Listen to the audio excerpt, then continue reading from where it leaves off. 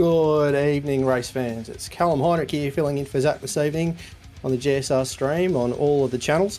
And tonight we have got, to start off the evening, we have got at Willow Springs the Formula Vs racing over the oldest race course closed race course in the United States, some 130 kilometres north of LA. It is a bit of a legendary track. It is also going to be for the V, an absolute chaotic event. I predict it to be some of the most exciting V racing we've seen this season. It's only got a braking zone in Sector 2, or a couple of braking zones in Sector 2. It's long flowing straights. It's a lot of fun to drive in. Current temperature there tonight is going to be 20 degrees, humidity is 15. This is on sim, obviously. It's going to be outside, it's wherever you are, it's probably whatever temperature it happens to be. We've got Daniel Corella on the buttons tonight, helping me out. And yeah, I'm really looking forward to racing here tonight. It's going to be exciting. It's going to be close. I think it's going to be a lot of drafting. I expect a lot of incidences and events around sort of the Budweiser bakery area, around the rabbit tier and that twisty section up the top there. Dan, have you got any sort of thoughts about this evening? Have you given this track a go at all? Hey Callum, yeah, I have. I've driven this track many times in other different sims. It's obviously new to the iRacing platform, so I haven't turned too many laps in it on iRacing. But you're totally right when you say we're in for a good night of racing, specifically because one of the characteristics of Willow Springs is that there are no walls. Yes. And so these Vs are going to have to be very, very, very careful in terms of navigating their way around this track, because if they run wide, they're going to have a very fun time trying to get back onto the track. Not only that, but Willow Springs has quite a significantly wide main straight, and so I wouldn't be surprised if we see 4 or 5 wide going down towards that turn 1.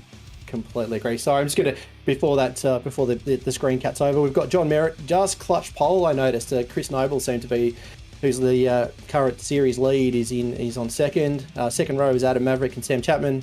Lane Thorburn, Phil King on row 4, Grant Gill, Antonio Baker on 5, Matto Madison and Henderson on row 6, and over the page we've got Grant Gill, Antonio Baker again, okay. I've jumped down. Aidan Schultz and Jonathan Hooper, Brendan Nealon, Luke Heamy, Steve Hoppett, Adam St. John, and then over the page. Is that it? It won't scroll down for whatever reason. It won't cut over. But yeah, there's all right. Ben Woods and Wayne Visser at the tail end. At the back of the tail end. Yeah. Now this is the format tonight is sprint, which means that it's going to be very, very short racing. So it's going to be, people are going to be wanting to get out in front, get some clearance, and make sure that they don't get caught up in any incidences. So one thing that we didn't mention is that the braking on this, basically you don't get out of 3rd or 4th gear. It's a very boring track to practice on. I did a few laps last night in it, but the racing tonight, as Dan has mentioned, is going to be incredibly challenging and incredibly fun to watch. So I think we're just waiting for everyone to kind of jump into the grid. I think we're waiting on looks like we're waiting on someone on the front. Is that, no, Chris is on there, Adam's there. No, it'll just be waiting for the grid session start. Here we go, yep, got the stalks up. Red, and we are go. And oh, look, Hot Lap Merritt's had a bit of a blinder, a bit of a stomp on the start. He's missed his cue, and it's meant that Chris Noble has been able to jump in front, and so has Adam Lavis. So I think this first couple of corners are going to be interesting. I think once they get into the tight sections where things are going to start getting a bit hairy. So. And as we said, as we already predicted, they've already started to bunch up nice and tight and sort of too wide around these wide corners. And as we come up, here we go. Now we're coming up into the top section here, sort of around the rabbit tier and up into the bakery. And this is where things are going to get interesting. There's actually quite a steep cutaway section at the bottom of this twist, that sort of technical section, which is probably going to suspect on cold tyres is going to cause some issues. The other thing that's interesting about this too is the fact that you're going to really have to be careful about your gearing coming uphill. These things aren't full of horsepower, so they're going to have to. You basically have to try and keep as much momentum coming up the hill as you possibly can. There's a bit of brake lock up the back, but I think we're good. Oh, and John Merritt's made back in front, so that's impressive. That is impressive given his start, and but I know that Chris will keep on his tail and give him no quarter. Adam's on the back there. Oh, and look, there we go. He's back on. Oh, look at that go. Look at him go. Chris is. I think, has he made it stick? No, they're gonna go too wide around the sweeper, back into turn 8. And everyone seems to, and I'm going to probably put a curse on this, but everyone seems to have gotten around it. First lap reasonably unscathed. Who we've got coming up? Oh, Sam Chapman. Sam Chapman, who was just only catching up with us before the race. He's up there as well. All the main contenders. Oh, there we go. There's that 5-4-5. Oh my God, this is. Oh, who's going to blink first? Who's going to blink first? And they've gone through right around the turn 1. Well done. And then in the back there, we've all actually. In fact, there's a whole. I know. Yeah, the teammates are starting to play. There's better team tactics. Actually, the victim of of all of that is John Merritt. He slipped right back down to 5th from effectively 2nd. And we've now got the Alpha boys seeming to probably gang up a little bit on Adam. Oh, there's a bit of lock up there. Got too wide around it. Oh, Jesus.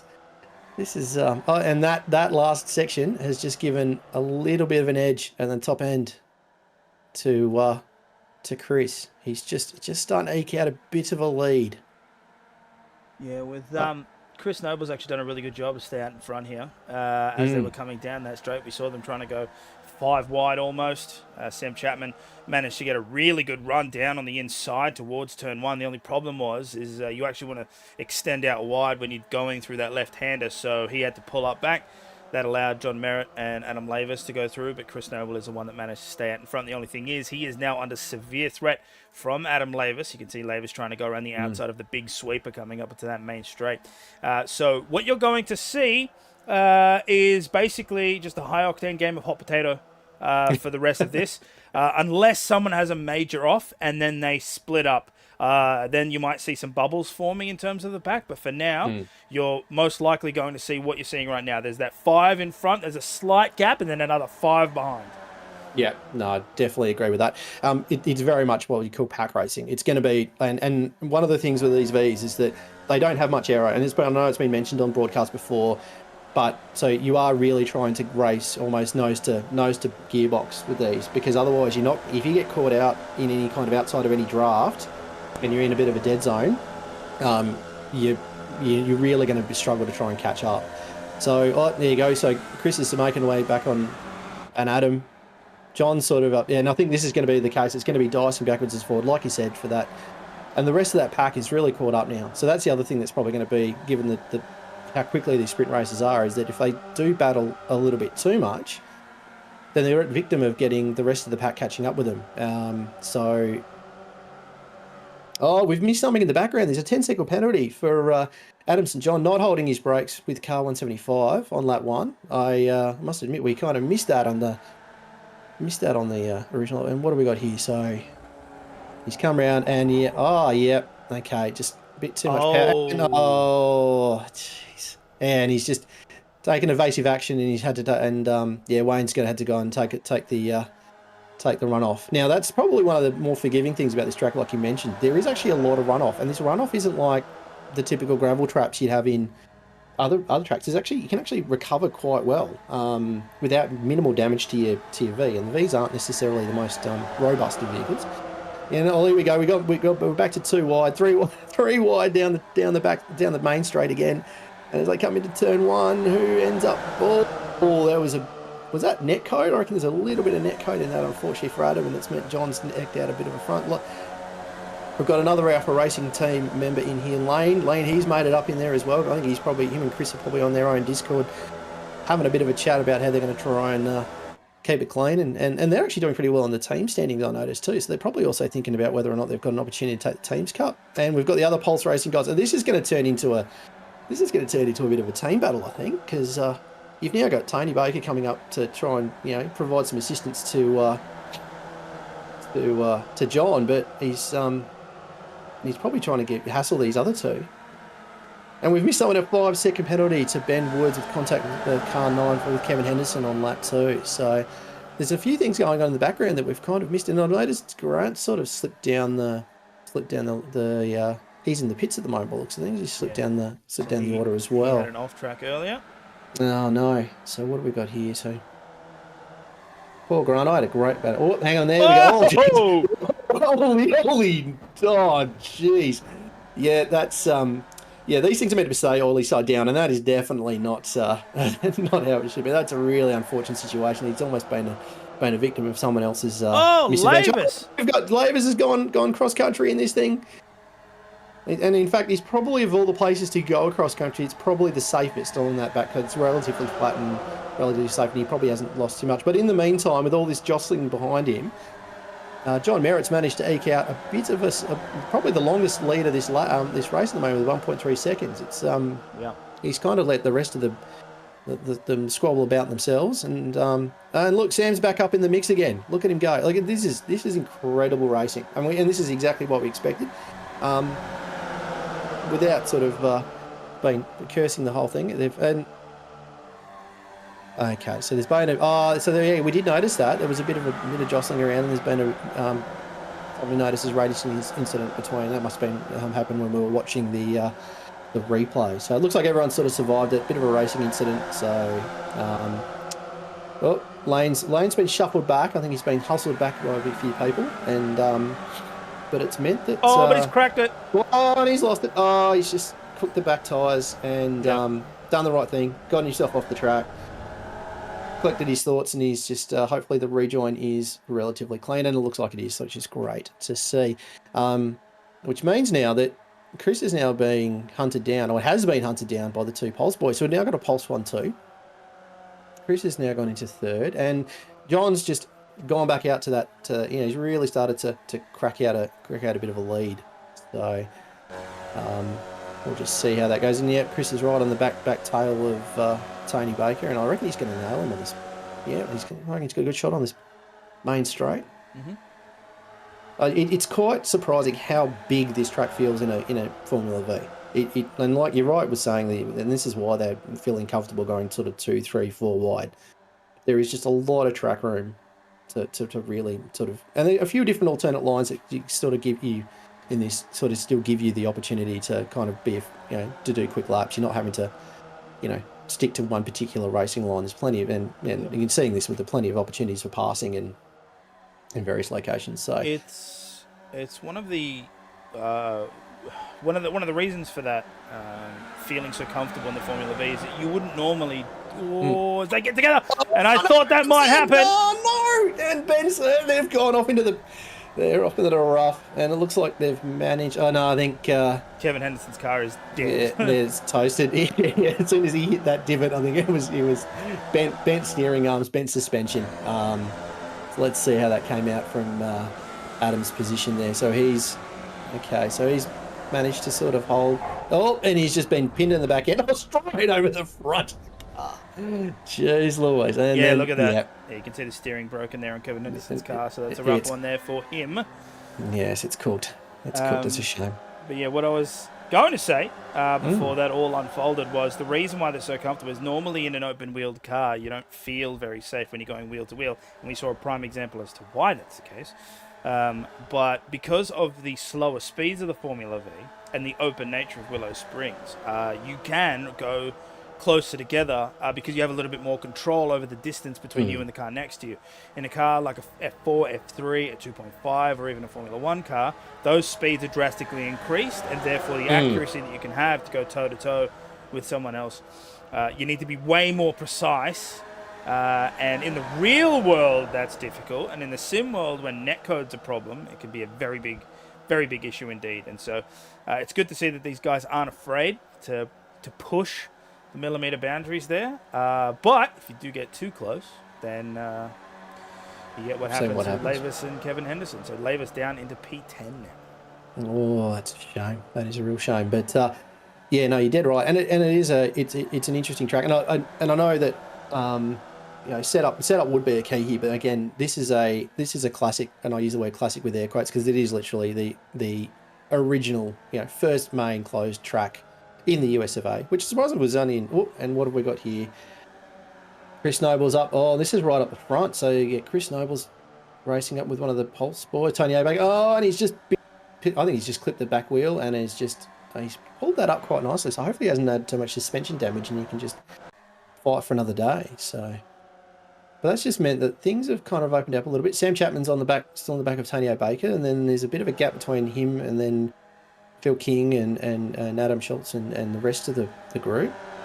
But meanwhile, John Merritt's just, and that's it. He's done. He has managed to eke out a nice, tidy little victory. Kept his nose clean for the most part.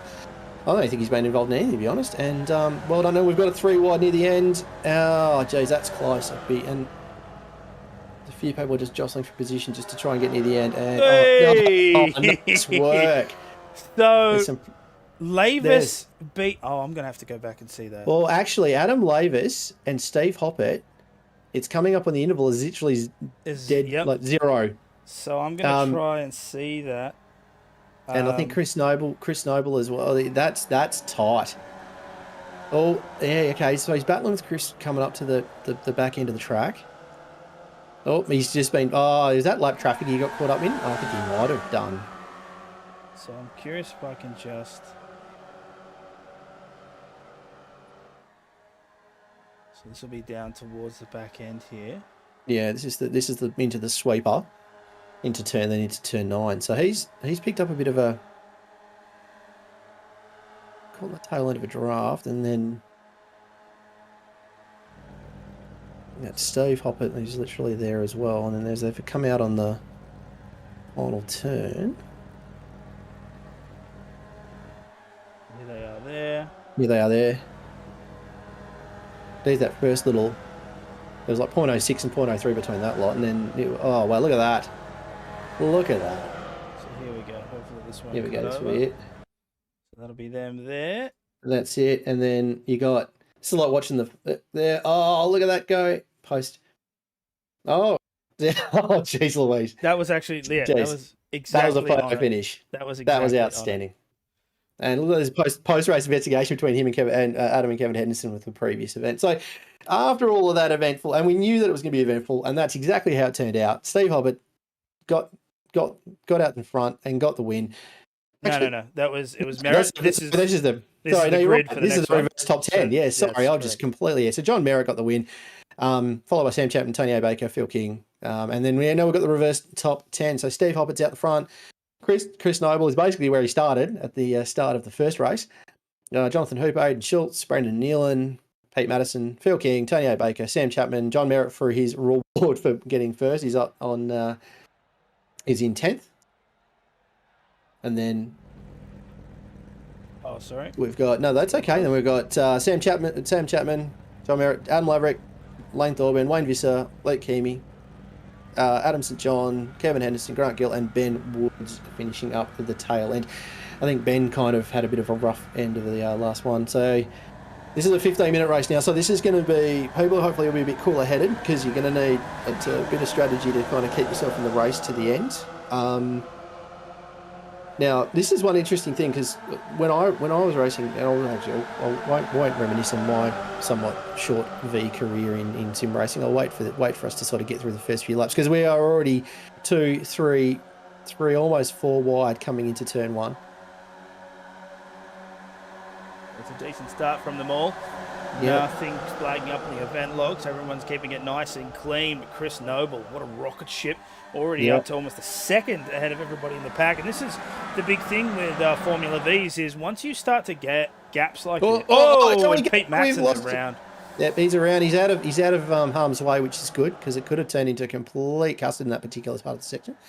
Sorry, you were going on. Yeah, Chris has really eked out a great little 1.6, almost 1.8 lead on a first lap, which is literally just. But Schultz is out as well. He's been sent off to the Netherrealm. Someone's tapped him in the back end, I think, off camera. And they're still going 2, 3, 4 wide as we come down the hill. So yeah, we might have to go back in a minute and see what happened there. But they're just still jostling, just away from the come round. We're almost 4 wide coming around. They've sort of started to settle in. Pulse boys, I suspect, are probably trying to concoct a bit of a plan here. But this is amazing racing. This is what Formula V is meant to be about. It's meant to be close racing, tight wheel-to-wheel stuff. Obviously respectful, which these guys do. I think we'll see Grant Gill drop back a few. No, I think we're all good. but it's really meant to be this tight wheel-to-wheel racing. As they come up into turn 1, they are still all just battling for those sort of podium places. And Chris Noble is, yeah, he's gone. He's long gone for the moment of the time being. So Aiden, what happened to Aiden?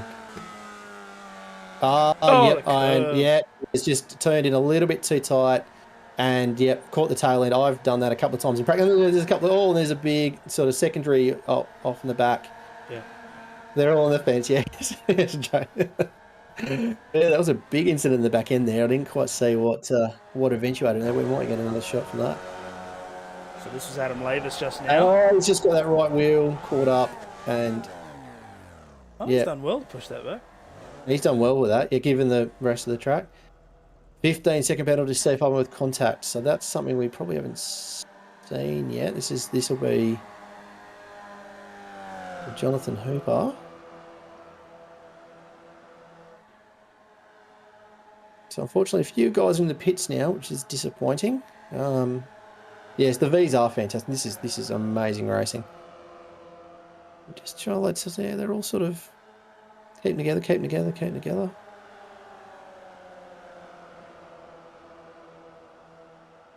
No, they're just staying right up against one another. Now so we're looking at the battle for.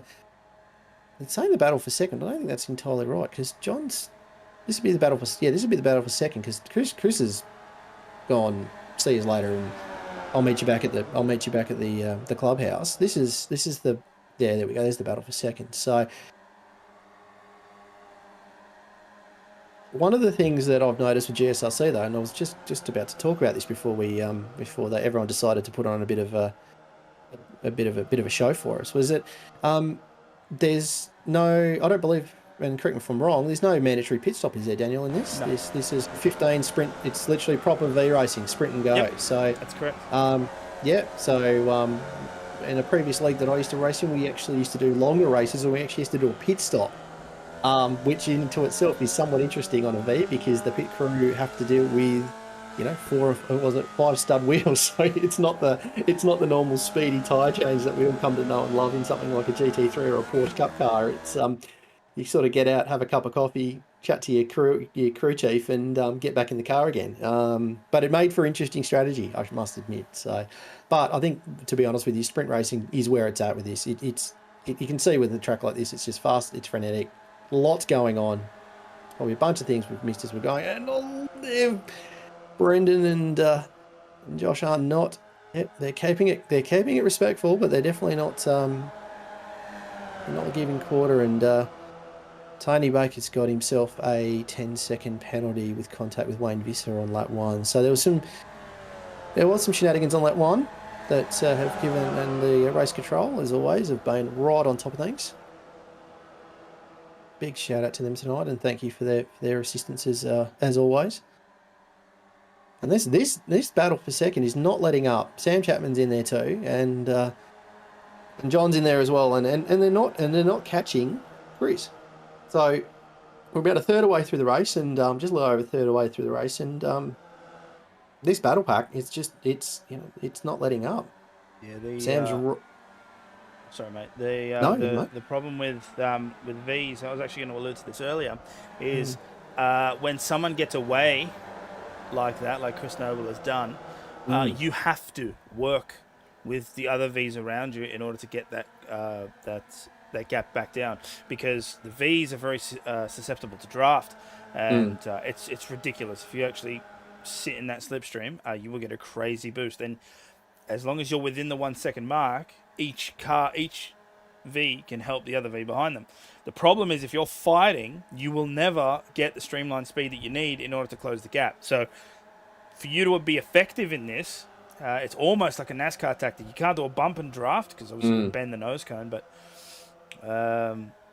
they need to work together. They need to get one person on front, which right now is John Merritt, and Sam needs to get right in behind him and try and just draft as much as possible. The problem is you're talking about two teammates now. So Sam Chapman is the proverbial cream in the Oreo. Here comes Brendan Nealon on the inside. And I don't think teamwork's going to be in the repertoire here. I think they're all just going to fight for it. And Chris Noble we'll probably take that all the way to the checkered line. No, I tend to agree with that. It's very similar to the tactics you'd see in something like a Tour de France. If you're going to have a pack of you do need to, and you kind of almost, like you said, have to put the red mist aside for a minute and actually kind of go, well, no, all I really need to be there is, that was close. You really have to be near, really there on the last lap on the white flag. And, he's just pinned him. He's just picked the back end. I don't know. I think that was definitely not, Dan probably didn't quite see it, but, yep, Brendan has gone. I think he's off into the grass. A bit too close to the back of exactly. Sam Chapman there. There's a bit of tail on John Merritt as he comes around that corner, so let's see that in replay. He's just cut across. Yeah, I think that's just unlucky. I don't think it was. Yeah, and a bit too close coming around that corner and just checked up, and the back's pinched, and he is back down the order in 7th. So he's not out of the hunt, given that we're just hit halfway. But you'd say that he's going to take a bit of work to get back to where he was. But drafting this thing is king, momentum is king, and they're equally. And if you can really just sort of play your cards right and just sit the back there, and like you said, just even if you're just happy kind of sitting on the tail of someone, not necessarily doing anything silly, not being too aggressive, you can make some good gains. And this is where learning that kind of roadcraft is really good in the V's, and it's such a good category to cut teeth into. So. And who we got here with Ben Woods? He's making his way. He had a bit of a rough trot, and he's actually made 13 spots. So that's incredibly good. That's incredible. And Ben, Kevin Henderson with him as well, up 10. So they're the biggest movers of the race. Ben did have a bit of a rough trot in race 1. So that's going to be a good bag of points for him if he kind of continues to sit where he sits. So. What have we got here? 4 wide down the main straight. I can see where this is going to end up. So, he's just been hit. That's Aiden Schultz. I think that's bumped into him, and they've all both looks like they've made it to survive another day. Yeah, that's always going to be. It's going to be 4 into 3 into 2. Doesn't add in straight over the old front wheel over, but they've both managed to clear off into the weeds and. Off they go again. So that's probably one of the least riskiest, I guess, incidents you can probably have in one of these is a bit of bumping wheels. Any more than that, and they do tend to be a bit fragile. But that's so we're back with the race for second. Sean Chapman and John are just sitting down. I think they've probably just calmed down a little bit. It looks like they might just be actually. I don't know if they're listening to the broadcast or not, but no. Oh, actually no. They've made a liar of me. They are still battling it out, but definitely not as feisty as it has been. So, and we've got a 5-second penalty to Aiden, giving racing room to racing room to Adam Lavis on the lap we just saw. So, but John's just picked over it, and so. How's that gap looking? Is it much changed between those two? That's the gap between Merritt and Chapman, and it really has pretty much stayed literally side by side. It hasn't really moved a great deal in the last few laps. So lapping wise, they are look at those laps. They're pretty much within one. There's 100th of each other, and I think that's where Merritt's made over that passing is literally just that must have just missed one corner. Slightly just miscalculated, and John's taken advantage of it, but he's now starting to pull away just a little bit, is John. Yeah, and have a look at that gap too. At the front, it was at 2.5. It's now dropped down to 1.8. I don't know if that's an issue with Chris Noble's car, or if maybe these two have decided to try and help each other a little bit to catch down, where we've got 4 minutes left in the race, and if they go at this pace, they might actually be able to reel in Chris Noble and have a three-way fight for the end. Yeah, you can't really say. These are radial tyres, so they're not going to go off like you'd expect something like a Porsche Cup car or and they're not racing for long enough to even justify. But that is really interesting. That's dropped down in probably the sake of half a lap, maybe half a second they were up. So he was up sort of 2.2, and it's dropped down to probably we're down to 1.6. So they've just maybe they've decided, you know what, the only way we're ever going to give this a decent shake is if we work together a little bit, even if we're sort of just changing the changing the lead car, and Yeah, they're doing it very reeling him smart. in. They're doing it very Yeah. smart. Down that main straight just then, they were nice and clean. John Merritt got right up behind Sam Chapman's V there, pulls out to the left, goes to the front. Sam Chapman doesn't fight it at all. He just falls back in line. They have dropped down that gap from 2.5 seconds down to 1.4 right now as they go up the hill here at Willow Springs. They won't really clamp down. They won't have enough speed to do so, so Chris Noble will start to eke out a little bit of a lead. But then as they come down the hill and they go through this little windy section here and they start to get up to the mini straight just before the sweeper, you'll see it come down again. So it's now at 1.3, and as long as they can keep up this partnership here, I think we've got maybe another lap or so left. And yeah, they might get to that 1 second mark, be in the draft window for Chris Noble, and then yeah, it'll be on to the line. It'll be on. Yeah, no, you're dead right. I mean, they did catch up a little bit on the uphill, but you're right. These don't have enough horsepower to kind of really take advantage of it up the hill. In fact, when I was doing a bit of solo hot lapping last night, I was really having to almost, halfway through the turn one, almost shift from fourth, third, just to give myself a bit more revs and a bit more horsepower, just to kind of haul the thing up the hill. But once you get to that top section, if you can be nice and clean, and they are definitely doing that right now, you can really. That's where the time's made, and yeah, they're down to 1.16 seconds, so they're almost in draft territory. This is turning into a real cracker. 137.375 from Sam Chapman. They're the fastest of those top three. If we go based off that, 137, so that'll be 14. Then, I don't know if we're on white flag. I don't know if we're on white flag. Actually, I should confer to my. No, it is time. So it is time certain. So we are up for 15 minutes. I don't know if they're going to catch it, because I don't know if this is the last lap or not. I can cheat by doing this. I can go to Steve Hoppert. I can jump on board and have a look at Barney on the left. Are you waving a white flag, sir? No. Okay. No, he's not. We've got at least at least 2 more laps to go. This could turn. Here we go, Steve. I think it's on for young and old now. They're in well in draft territory, and he's right up there now. Yep. It's this will be it. This will be last lap. So they're going to have to. John's going to pull something out of the hat now. So the other thing to take into consideration too is that Chris is leading the lead between 1 and 2. Oh, there you go. Look at he's flying the old Aussie car Formula V flag. So there you go on the back of his Alpha Tauri inspired Alpha Racing Team livery. This is one of the nicest liveries I've seen on a V, by the way, too, and I admired it when he used to lap me. So but this is on now. Look at them; they're right up the backside of Chris Noble now. There's the white flag. There's the white flag. It is on for young and old. And hang on a minute, what is going on here? Look, Chris is.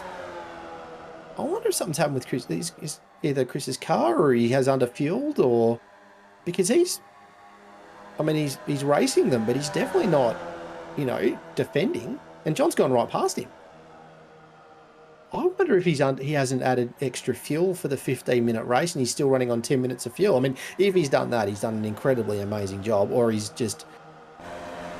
Yep. I'm wondering if something's happened. Well, he's fighting hard, though, up on the inside. He is fighting now, okay. Now, so I think it's fine. He did try to move over to cut off Sam Chapman, which allowed John Merritt to go to the right side, going down into turn 1, which is why he got past. Now, Brendan... I think that's Brendan Nealon in front of them. It's the 07 car. No, that's Tony Baker, which is a teammate of John Merritt. I don't think he'll try and block him or nothing. But look at this. Look at this sweeping. Arguably, race control might look at that, though. That was a double movement if I've ever seen one. Yep. They're going to come around the sweeper. This is going to come around to the final corner. This is going to be incredible. All 3 of them. Top 3 in the championship. All on the final corner of this round, all battling it out. I think Sam's just dropped off a little bit. Will he come in close? No, I think John's going to make a move. He's going to have to make a move right on the line. This is going to be right on it. He's brought out the checker.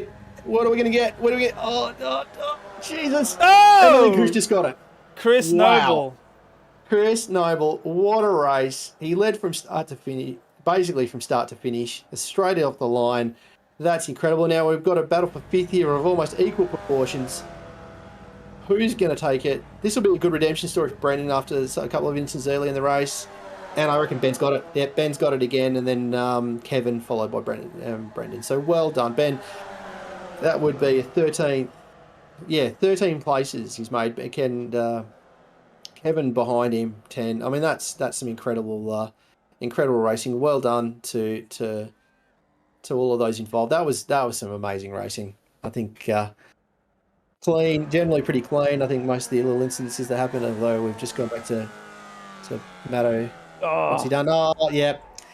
That's just just not quite. The tail end on that corner in this car can get away from you if you're not careful. So I think something's happened here with. No, I think that might just be an end. Well, that was some seriously impressive racing. Oh, we've got Tony Baker coming up the tail end. He's had a bit of a hard luck story tonight. He didn't. Was he still coming around for his final lap? Yeah, so this will be the finish here, but he's just so far back, yeah, 52 seconds back from that's Hoppet there. So a rough one for Tony. Yeah, it has been. It has been, and particularly after race one, where he was really up amongst it, getting amongst it. So, but look, as he comes across the line and waves his flag for Pulse Racing, he's done a fantastic job. Well done. Getting plenty of airtime for his sponsors. That's what you want. If you're not gonna be up the front, you might as well get plenty of airtime for your sponsors. And that's it. We have finished race 2. That was a fantastic race. Thoughts, Dan? It wasn't what you thought it was cracked up to be. What you expected? Oh yeah, it was a little chaotic in that first one, but this second one here a little bit more clean, except for there was that big pile up just after the first lap, and then the front 3 or 4 decided to split out and have their own little race. Chris Noble was well and truly ahead. I think he got to a point. It was 2.8 seconds down the road. Then, John Merritt and Sam Chapman, they worked together, drove clean, and they pulled him right back in there all the way to the line. Now, Chris Noble still took that race, I believe. I'll quickly have a look at the results here, which he did, yes. But he won by 0.025. 25. I mean, that's incredible. I mean, he definitely had a bit of a white knuckle moment, bit of a pucker up moment near the end. I honestly thought there was John was going to get him on that last corner on that drag race down the front, but he did right. They did exactly what you'd expect to do. What you should be doing to try and catch him, and it worked perfectly. So just to summarise the race 2 results, as we said, Chris Noble by 0.025 of a second, followed by John Merritt. Again, very close to 0.124, and then there's a somewhat sizable gap to the rest of them. We had Sam Chapman, Jonathan Hooper, Ben Woods. Mind you, there was some very close racing between those packs. Kevin Henderson, as you mentioned before, those two boys made incredible gains. Adam Lavis in 8th, Phil King in 9th, Amber St John in at the top 10. Then we're into Lane Thorburn, Grant Gill, Aidan Schultz, Pete Madsen, Luke Heaney, Steve Hoppett, Tony Baker, and Wayne Visser. And Dan, before we go, we really should say thank you to all our sponsors. If you could bring them up for me, I'd be greatly appreciated. Obviously, we've got Flash Graphics. We have M-Wave, great kit for any of your IT support. Login Systems. Orbic. Waste Options. Lobsy Racing, who I think support the V8s from memory. Player One Sim Gear. Up and comers, sorry. Player One Sim Gear are the ones that did the Super 2s. That's right. Very good. And Spreyton, who are the supporters of the Formula Vs, and also I believe also support the Porsche will be up after this as well. Yeah, that's correct. Very good. And they're lining up for the final race of the evening, which I don't know if they're going to have much more people than that. But let's see how we go. Let's see if Chris can get off to another absolute cracker of a start. So here we go. It stalks up. Flicking through the reds. And it's go. They have all taken off quite nicely. I think everyone's sort of managed to launch it properly. And this is the main 15. So basically the same again. They basically start where they finished. I wonder if Sam and John are up for blood now. And they've managed to tie. And here we go. We've got it. They're already starting to just let Chris know that we're not going to necessarily. We're going to basically start where we left off from race 2. So John's right on his backside. And Sam is not too far behind. Here we go. What do we get? Oh, John's just taking a slightly tighter corner through there. Everyone seems to have made it to the top of the hill with minimal event. Lanes, yep. So we're down in 5th at the moment, and yep, the packs are starting to form. Bit of break. Yep. Oh, and lanes gone. Looks like Ben Woods as well. Oh, they've all gone. Jeez. Concertator effect there. There's been all sorts of. Everyone from probably about P7 down have been caught up in that in some form or another. Just when that back tyre goes on those, it is literally you're a passenger, and it's just about sort of damage minimisation. So I think those who have managed to avoid that incident have managed to jump up. So we've got Tony Baker, who's made a bit of a redemption story. He's up to 10th. And who else have we got that had made Pete Madison and Luke have also made up some decent spot on due to that incident. And here we're going up front. John Merritt has just taken over from Chris, but I don't necessarily think that's going to stay for long. So we're running into lap 2. We've got. How many laps? I didn't actually keep track of how many laps we ended up doing last time. It would have been probably in the order of about 10 or 11, I think. We ended up getting to. So, given the 1 minute, the 1 minute 40s, 1 minute 45s that we're doing around this track, and Sam's got up in a bit of traffic at the moment. He seems to have. Oh no, that's up the front. Sorry, I didn't realise they were still as close and as tight as they were. So John again hasn't been able to eke out such a lead as what Chris had, and they're just keeping him in striking range at the moment. And Jonathan Hooper's up there as well, not too far behind either. I'm just seeing how the rest of the packs. Back. Yeah, just a little bit. Yeah, that front gap. So John Merritt in the lead of the race. Chris Noble, 0.14 behind him. Sam Chapman is also closing that as well. Jonathan Hooper was up there fighting with them for a while, but that's now dropped down to 1.3 seconds. And the gap behind him to Kevin Henderson and Adam Lavis is also closing. Kevin Henderson and Adam Lavis having a good old battle for P5 at the moment. Sam Chapman decides to go up on the inside and try and take the lead from John Merritt, which he will I reckon he's just done it. Well done. Yep. Well done. Yet Chris Noble's also coming up on the right. We're going 3 wide into turn 1. I think Sam's probably got the more efficient of the lines, and they've all slipped back into first. But that doesn't necessarily mean that John's going to keep not harassing the tail end of it. So yeah, there's that front 3 started to break away just a little bit. I wouldn't say it's a large gap. We've seen it obviously in the previous race where they've been able to catch up from 1.2, 1.3 behind. But then there's still sort of, and there's probably another little bunch, sort of 4, 5, and 6, and then it starts to, be a bit of a gap between sort of 8 to 12. So I think it's starting to sort itself out a little bit. And John's right at the backside of that, coming down that down section, which if you get it right, and I think John's done a pretty good job of it, like we said before, the slingshot effect through that little banked slightly banked corner, I guess you could say, is really giving him a run onto that track, and he's going to, I reckon he's got a good shot of getting past Sam coming into the sweeper. And Chris is sort of following as well, so. Okay, Race Control just told us the whole of lap 1 was a racing incident. Yeah, so that was obviously that everyone came together. And yeah, it looks like nobody was specifically at fault, just one big giant racing incident, which accounts for, that'll be P8 down. Yeah. And look, I think I wouldn't be surprised if some of that was a suspect of some sympathy spinning and whatnot, people sort of taking evasive action, seeing people do stuff in front. So yeah, I think that was a pretty reasonable call on it's also Jamie's part.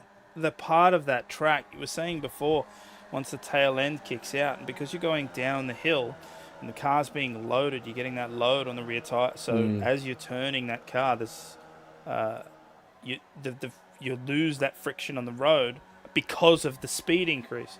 And lap one, cold tires, sometimes people, they just get that red mist and the tunnel vision that comes with racing, and they're so focused on the racing they forget about that it's lap one. And then, you think that you can just turn in the same speed, and all of a sudden you're turning way more, and you're like, well, what do I do? And in these cars, forget about catching a slide. It's a pencil. It just, you turn, and whichever way it goes, it goes. So, and once you start turning, the best thing you can do is you just hold your brakes and hope that everyone else can avoid you. But in that case, there was a ton of people that came together. So, no, that's exactly right. And I guess the other thing to keep in mind too, and I've mentioned it before, these are the tyre model for this. These aren't a slick tyre. They don't heat up quickly, and you don't have a lot of horsepower to actually heat them up either. You are running on effectively what for all greats intents and purposes is almost like an off-the-shelf road tyre. It's a radial tyre. These do take 2-3 laps to warm up, and particularly on a track like this, where you don't have a lot of corners or braking areas to kind of get heat through the brakes and through the wheel to the tyre. They are going to be quite slippery on that first 1, 2, 3 laps, and as we see Chris just come around quite deftly on turn 1 and just take the lead of the race again. But Sam and John are still there. I think we're going to see a lot of this. They're 3 wide coming into almost 3 wide coming into turn 2 as we come up the hill again. Back up through the rabbit tier. And Chris has just gotten himself, he's done a pretty good job out of that. He's just sort of taken a line that seems to have done reasonably well, but I don't think either of the other two are really going to they're definitely still keeping him honest. So, Josh has just gone. I think Josh Hooper in the back end has just literally put the power on a bit too early coming up the hill and lost it. But I don't think he's necessarily taken anyone with him, which is good. So he's coming. He's coming tight on that left-hander. Caught the front left, and it's just But he's done a good. He's still got steering. Just checking the steering to make sure everything's okay. But he's held the brakes, done all the right things, and he's back to fight another day. So.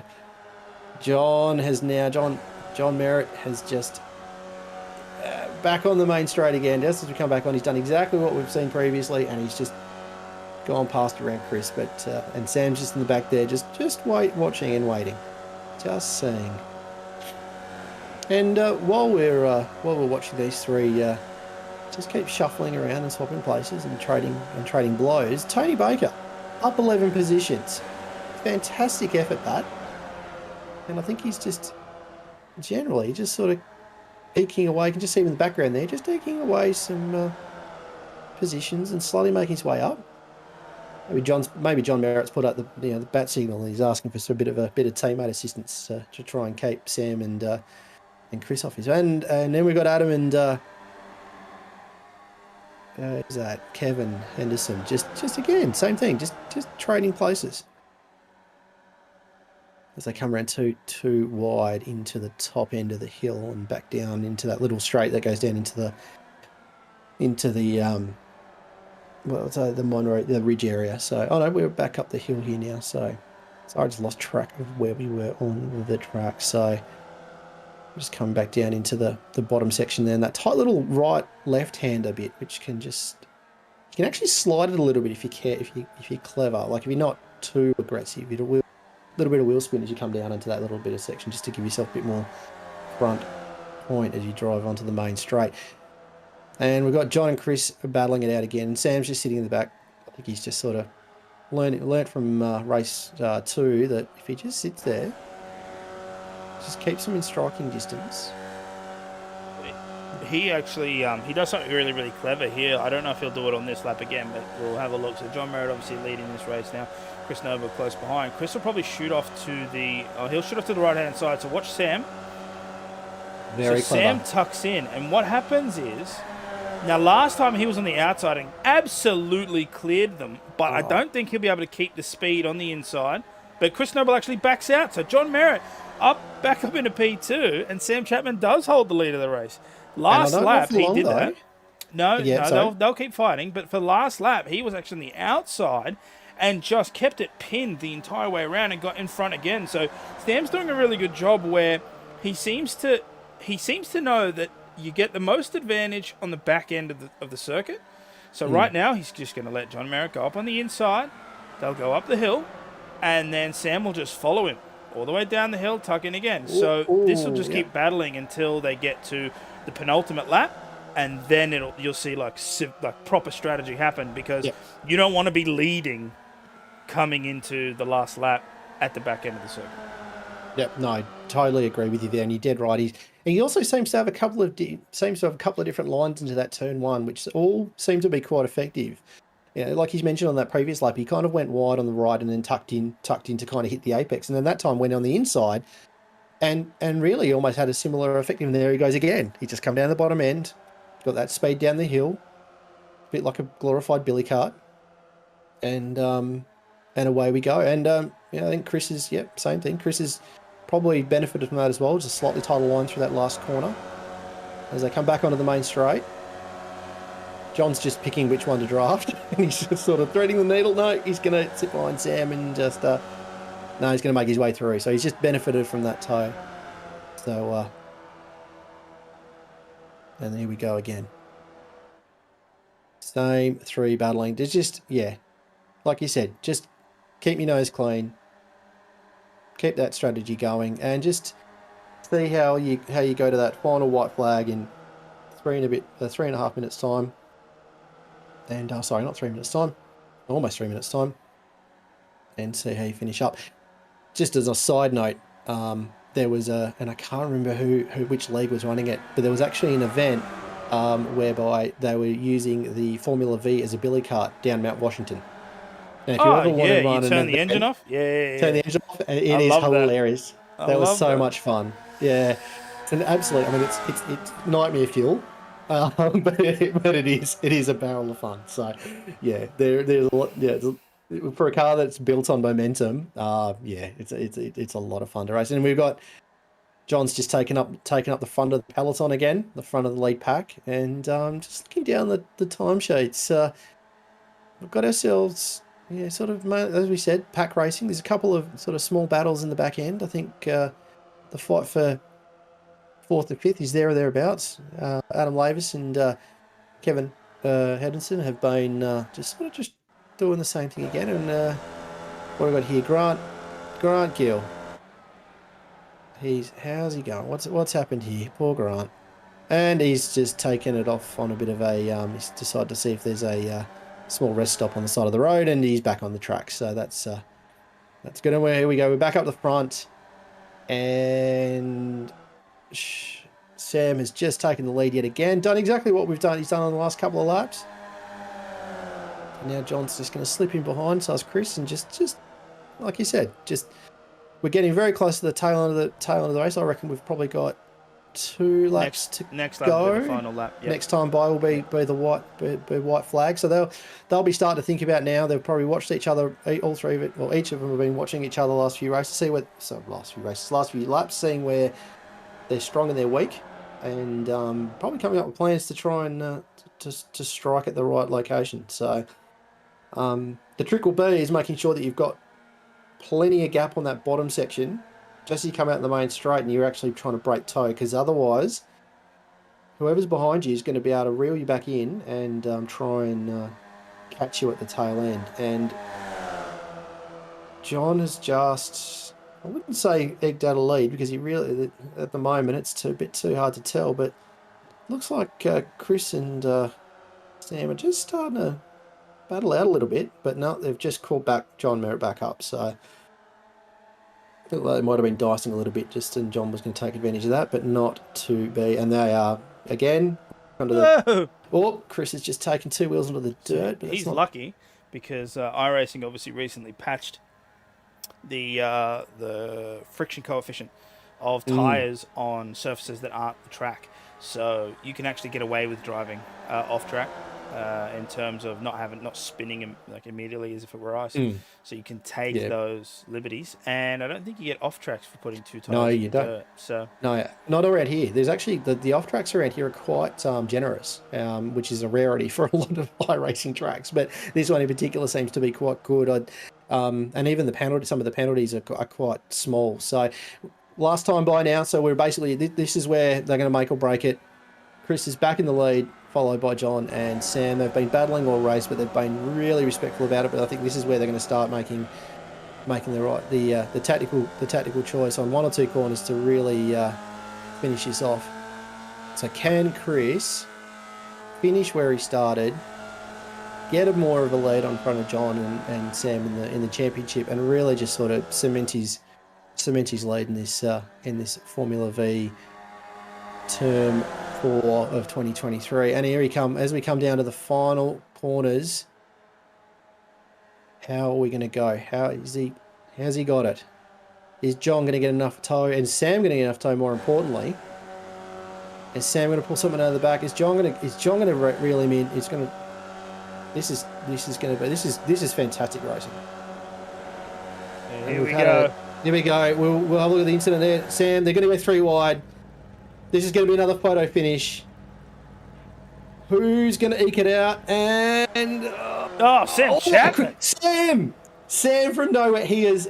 I reckon he's watched that from the start. That was fantastic, and I reckon it's a photo finish between 2nd and 3rd.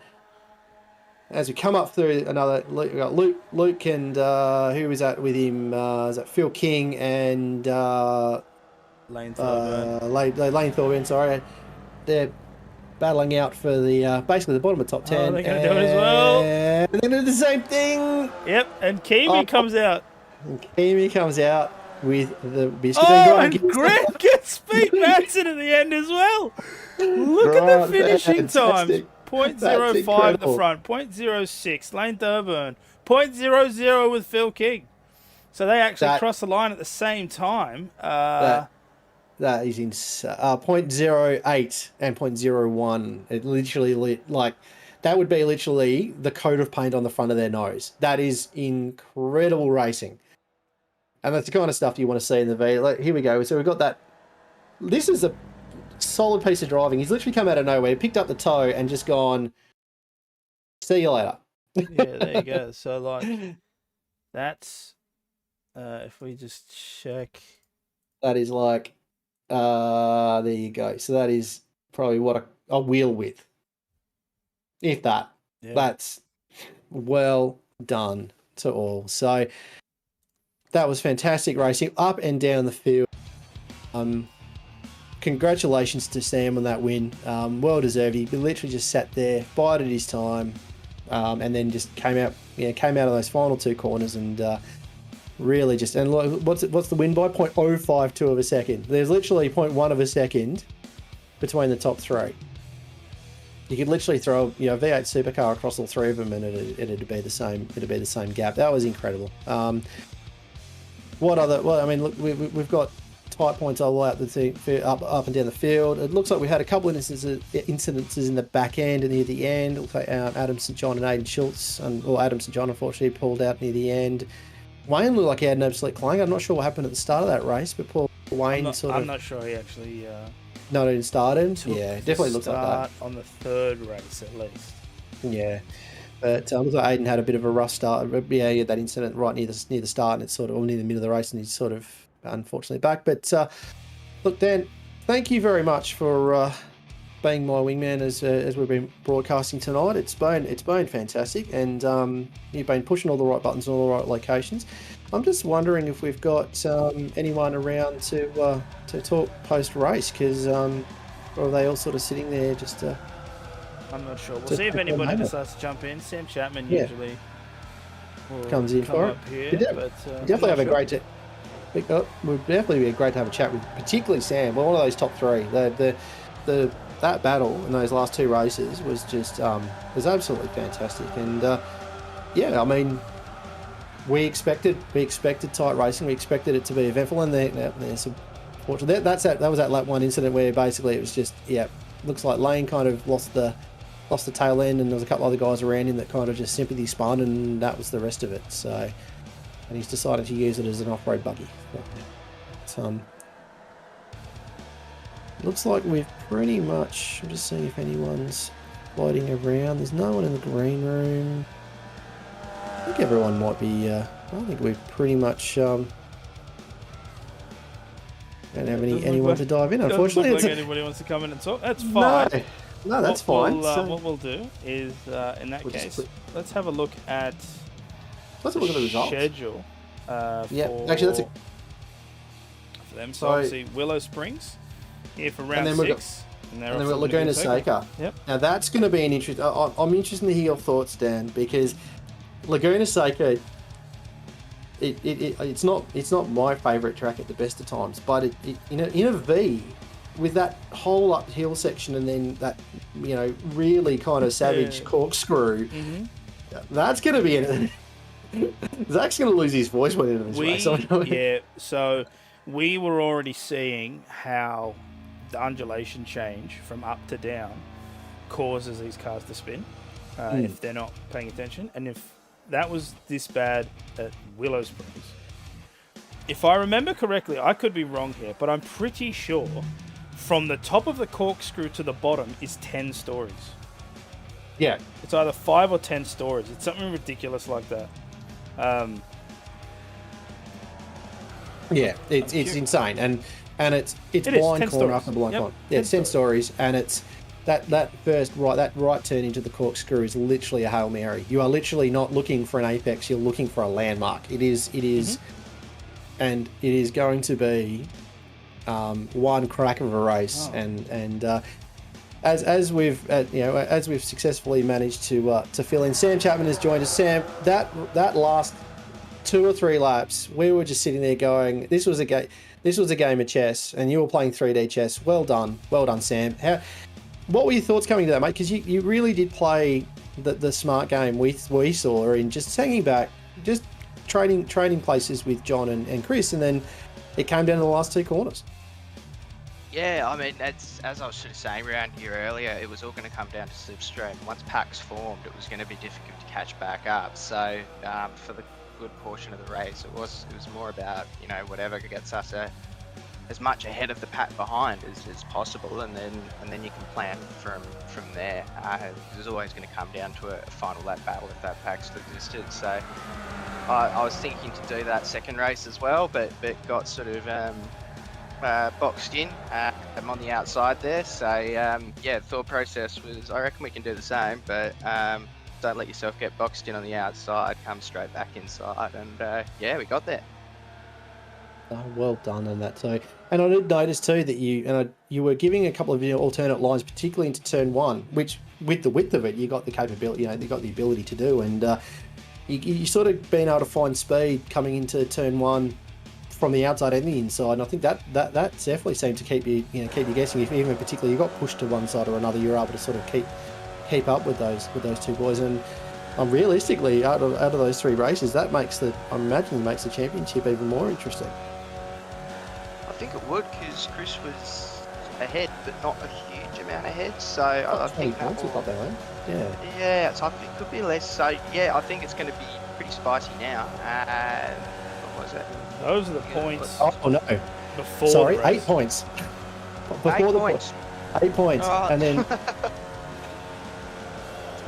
then And I didn't realise actually John Merritt was actually a fair way down the field. I didn't actually realise it's because he hadn't raced a couple of races, but so that really kind of makes for the next couple of rounds. This championship is still on for young and old. But, that's fantastic. Yeah, it's certainly spicing up. Looks like, because Adam would have been involved in that battle too, and I still will be, but he has a missed round that will sort of drop out once the drop rounds come in too, so we're interested to see where he sort of ends up after that, because he's been doing well this season as well. But yeah, no, it was great. I mean, we've had a few battles, that's through not Chris, John and I, and it's always been good fun. Always a bit of a chess match, because they're both very fast and very smart these races. No, absolutely. And next week we were just talking about it before. We're off from one sandy twisty track to another sandy twisty track, both in the States. Laguna Seca. What do you think? Yeah, so I'm a fan of Laguna Seca, but it's a risky track. I've heard you talking about the corkscrew before. That's going to be something that everyone will have to sort of get their head around, because the rears do like to swing around on you on these. So you want to make sure that you got that down pat. And yeah, I can't imagine going in too wide or more will be particularly productive through them. But I guess we'll see how they go. I sort of picked that because officials, I believe, are running these around Laguna Seca this week. So if people want to have a bit of a practice beforehand, get some racing laps in, look at some telemetry, that sort of thing, to improve their game, they can before this one. Oh, fantastic. And it always helps, even if you're only getting into the officials' practice areas, just to try and get a few laps under the belt, even if you're not racing the officials and risking that all too valuable I rating. Also got in the broadcast booth is unlucky Grant. Grant, how did you go, mate? We saw you go a little cross country in a couple of instances and a couple of unlucky incidences. How did you feel you went, mate?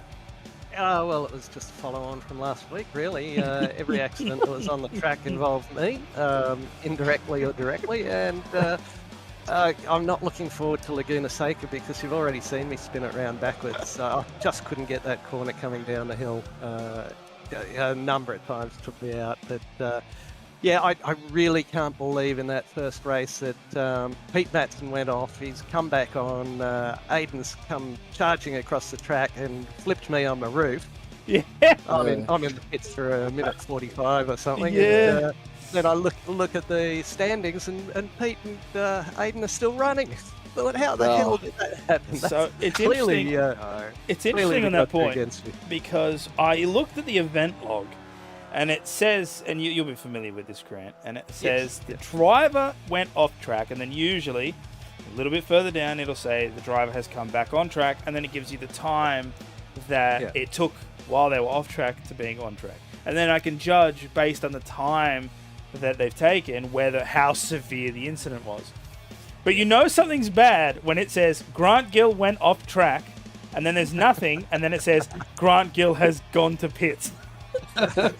And did you see the incident? We did. We went back, we watched it, and we thought, oh, he's gone off track. That's okay, he'll come back. And then there's just you and Aiden Schultz coming together, and your car just going boing and flying right off, and being upside down. That roll cage definitely works. So yeah. Yeah, that's the camera's gone though. Now, did Aiden get contact from Pete, or did he just swing across the track and take me out? I'm not too sure. I'll look at it later. It doesn't really matter. It doesn't really matter. These are a bit of a giggle. I said in the Discord, you do the whole track, you change gear twice and you don't use brakes. So I was nodding off during practice.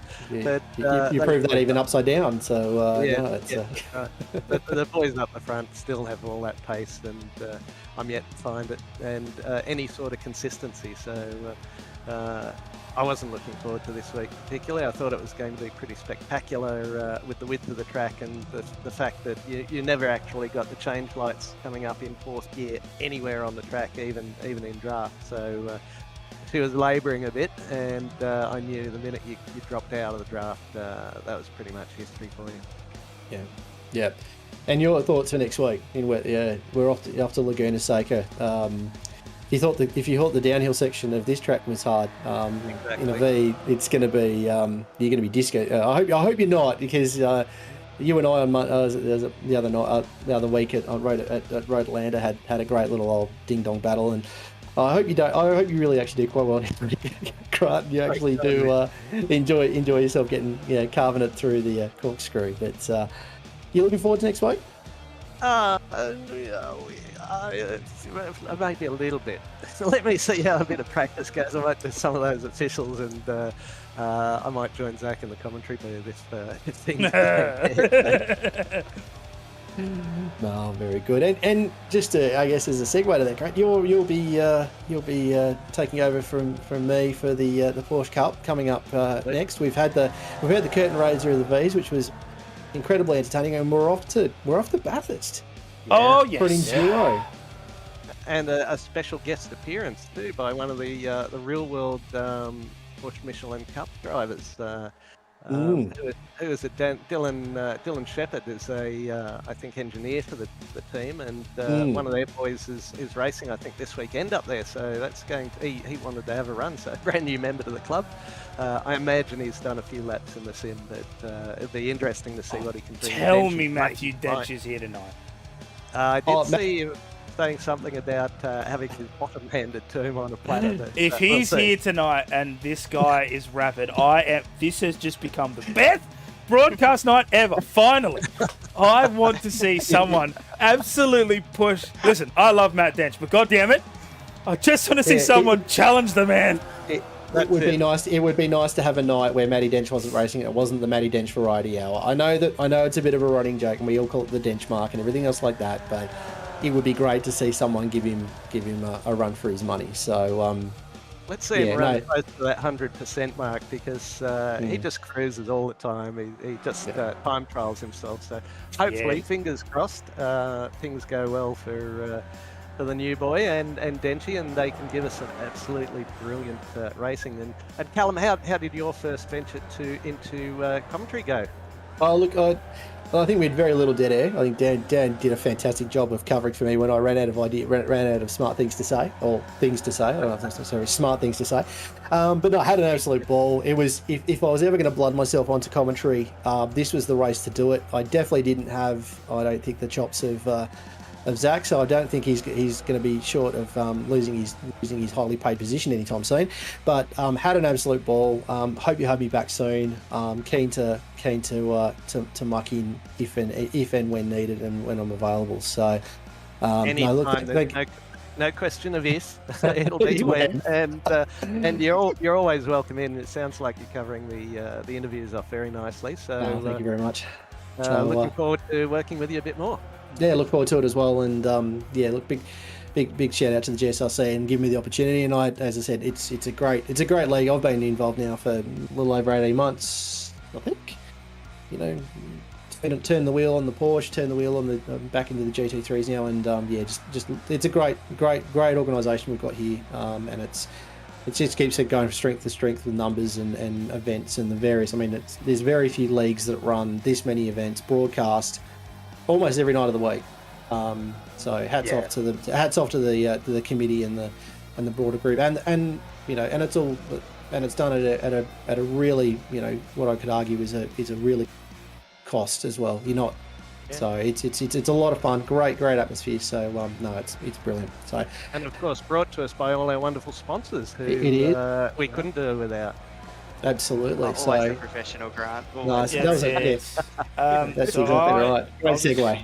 I'll just jump in real quick because we are going to have to go to a break shortly. But I have seen that Steve Hopper's jumped in here. Steve, how you going, mate? How was that race for you, that last one? Mate, I loved race one, and I sucked on the other two. So, you know. I mean, you were up 2 positions on the third one at least. You started 16th, you finished 14th. That's something. Yeah, to be perfectly honest, I had my opportunities tonight. Coming home 10th in the first race was great until I remembered it was reverse grid. Yeah, I've been in that position before. Yeah. I got off the line all right, but then I just held first and second too long, got swamped. I still don't know who it was, but came side to side with somebody up the top of the hill, and right at a point of the track where the car pushes to the left, and I obviously didn't hold it to the right enough, and we came together. So whoever that was, apologies for that. So, but I'll take a look back at it and see what actually happened. I haven't seen it yet, so I don't know. But all you can do is get in. And second race, when I got that penalty in the second race, it was just very off-putting, and it just took me most of the race to try and get my head back into it, which happens, you know. Yep, for sure. And particularly if you get caught out of any form of draft pocket too. If you're sort of solo racing in a V, it can be quite a lonely and sort of quite a disappointing experience if you're not able to catch up to the tail end of someone and catch a tow and sort of start a bit of a pack. But so I can definitely know how you feel. Third race was all right. I mean, I can't really complain about it. It's just a couple of silly mistakes, by myself in obvious spots where you make silly mistakes around that particular track. So, the left-hander coming onto the back straight and stuff, you tend to get the back out if you're trying too hard. And next thing you know, what you're talking about, Steve. Don't know what you're talking about. I must have done it half a dozen times. Yeah, I was going to say, I'm sure I'm the only one that's done it. No, you're not. Daniel, you really better chuff. Yep, that's correct. 4 minutes. Yep. So yes, we'll go to a breaking short news, break. Stenchi is in the server as well. Yes! So Yes! he is currently sitting on top of qualies. So look out. we'll see what All right. happens with these guys. So, on that point, we will go to a short break so I can get everything crossed over to the Porsche Cup from Mount Panorama. Don't go anywhere. For those of you watching, we will be back shortly.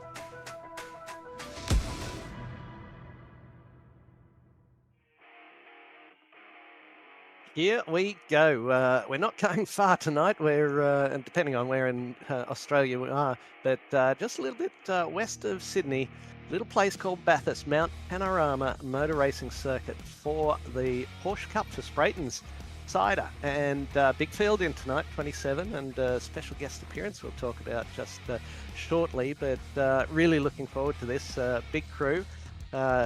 Always good to see Porsches pasted on the walls of Bathurst, but hopefully the drivers get through unscathed. We might see a few mirrors sitting by the side of the road, but that is yet to be seen.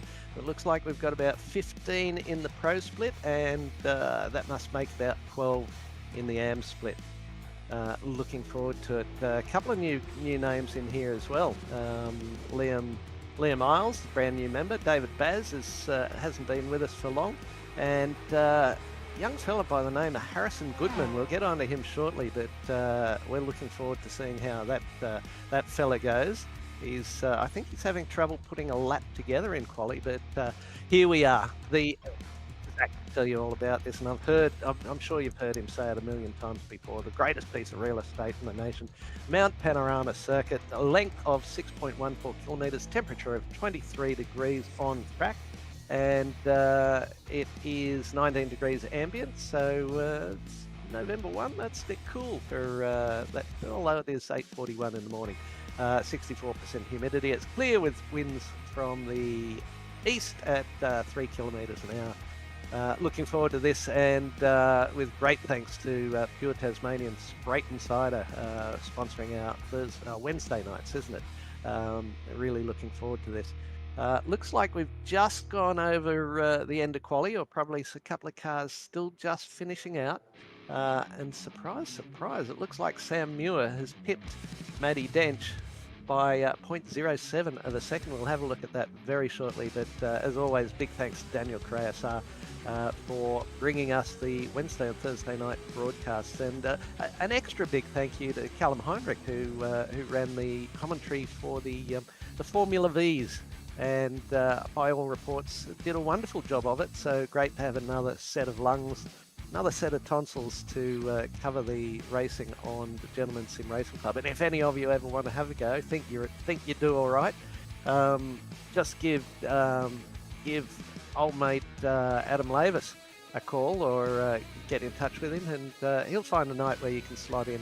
But it looks like, who was that? Car 35 just parked on the grid. Chris Whitaker. Ah, yes. He's finishing up. So yeah, we're just waiting on the lobby to tick over from qualifying. And just to echo your thoughts earlier, Grant, yes, Zach is correct. This is the greatest piece of real estate in Australian motorsport, with no doubt. I usually try to be bias free, but I cannot, because I used to live here for a lot of my life, and not only is it one of the most entertaining racetracks in Australia, or the most entertaining racetrack in Australia, but it's also one of the greatest ones in the world, and they would never, ever, ever let you build another racetrack like this ever again with all these pesky safety regulations. What started off as a fantastic scenic drive has turned into one of the greatest motorsport tracks in the world, and we are here tonight to watch the Porsche Cups, and I could not be more excited, especially considering that Sam Muir pipped Matthew Dench at the end of qualifying there by 0.07 of a second, so we should be in for a cracker race. Indeed. Good evening, Dave Dench. We're hoping he does have a good race for Matty Dench. And we'll go through the grid here. I don't know if you've got a refresh on that. There we go. Sam Muir, 204.377, and as we saw, 0.067 alongside him, Matty Dench with the number 1 on plate on. Jared Knight and Dylan Shepherd in row 2. Then John Merritt in the Porsches. He's jumped out of the Vs and continued on in fine form. Right alongside Dane Snadden on row 3. Then Jono Freeman, Brendan Whitaker, row 4. Anthony Adshead and Chris Whitaker on row 5. Over the page we go. Gordon Marshall and Ben Croydon, followed by Russ Green and Paul Wilson. That's row 7. Blake Fitzpatrick, we're into the Opens now, and Blake, I don't know if he's run too much in the Porsches, but Blake Fitzpatrick has just pipped Adam Lavis. Then David Baz, yet to be qualified. That's what the red number means. It's his first week in. Nick Wood on row 9 alongside. Then Joe Baldwin and David Christensen, row 10. over the page, we go to Brett Bradbury and Tony Baker in row 11. Liam Isles and Harrison Goodman. We'll talk, as I said, a little bit about Harrison Goodman shortly. Tristan Koch and Pete Matson are rounding them out. And Aidan Schultz, I'm not sure if he'll be joining us. He's just joined the back of the grid. So looks like we got about 30 seconds. Little teaser. Harrison Goodman is a real-world Michelin Cup, Porsche Michelin Cup driver. He'll be racing in a real car on the real track on the weekend, and his good mate Dylan Shepherd is an engineer for that team, and I think they must have got to talking, and Harrison thought it'd be a good idea to do a few laps in the virtual world before he takes his $500,000 motor vehicle out on the real streets with a real concrete. So here we go. Waiting for the lights. Red lights coming on.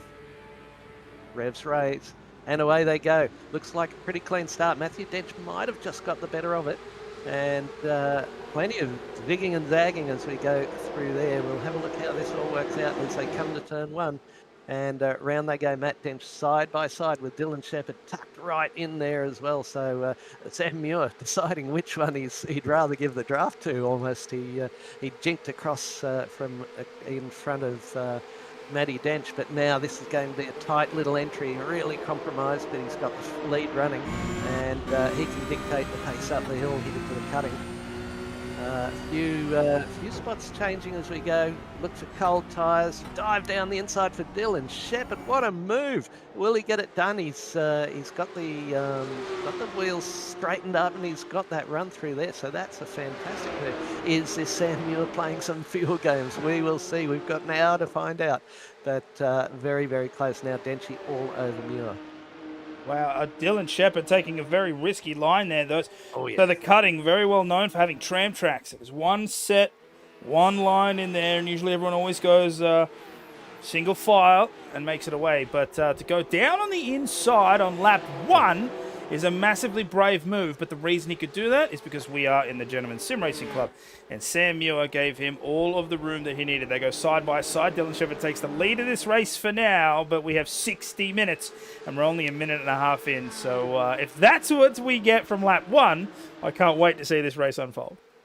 And as we've said a number of times, the numbers in the interval column indicate red is within half a second, yellow is within a second, and white is over a second. Only just now we got a couple of those 1 seconders ticking over right down the bottom of the field. So it's as close as like big dive down towards the inside there. Jono Freeman, the livery not showing up quite the same as his real world one, but the car of 170.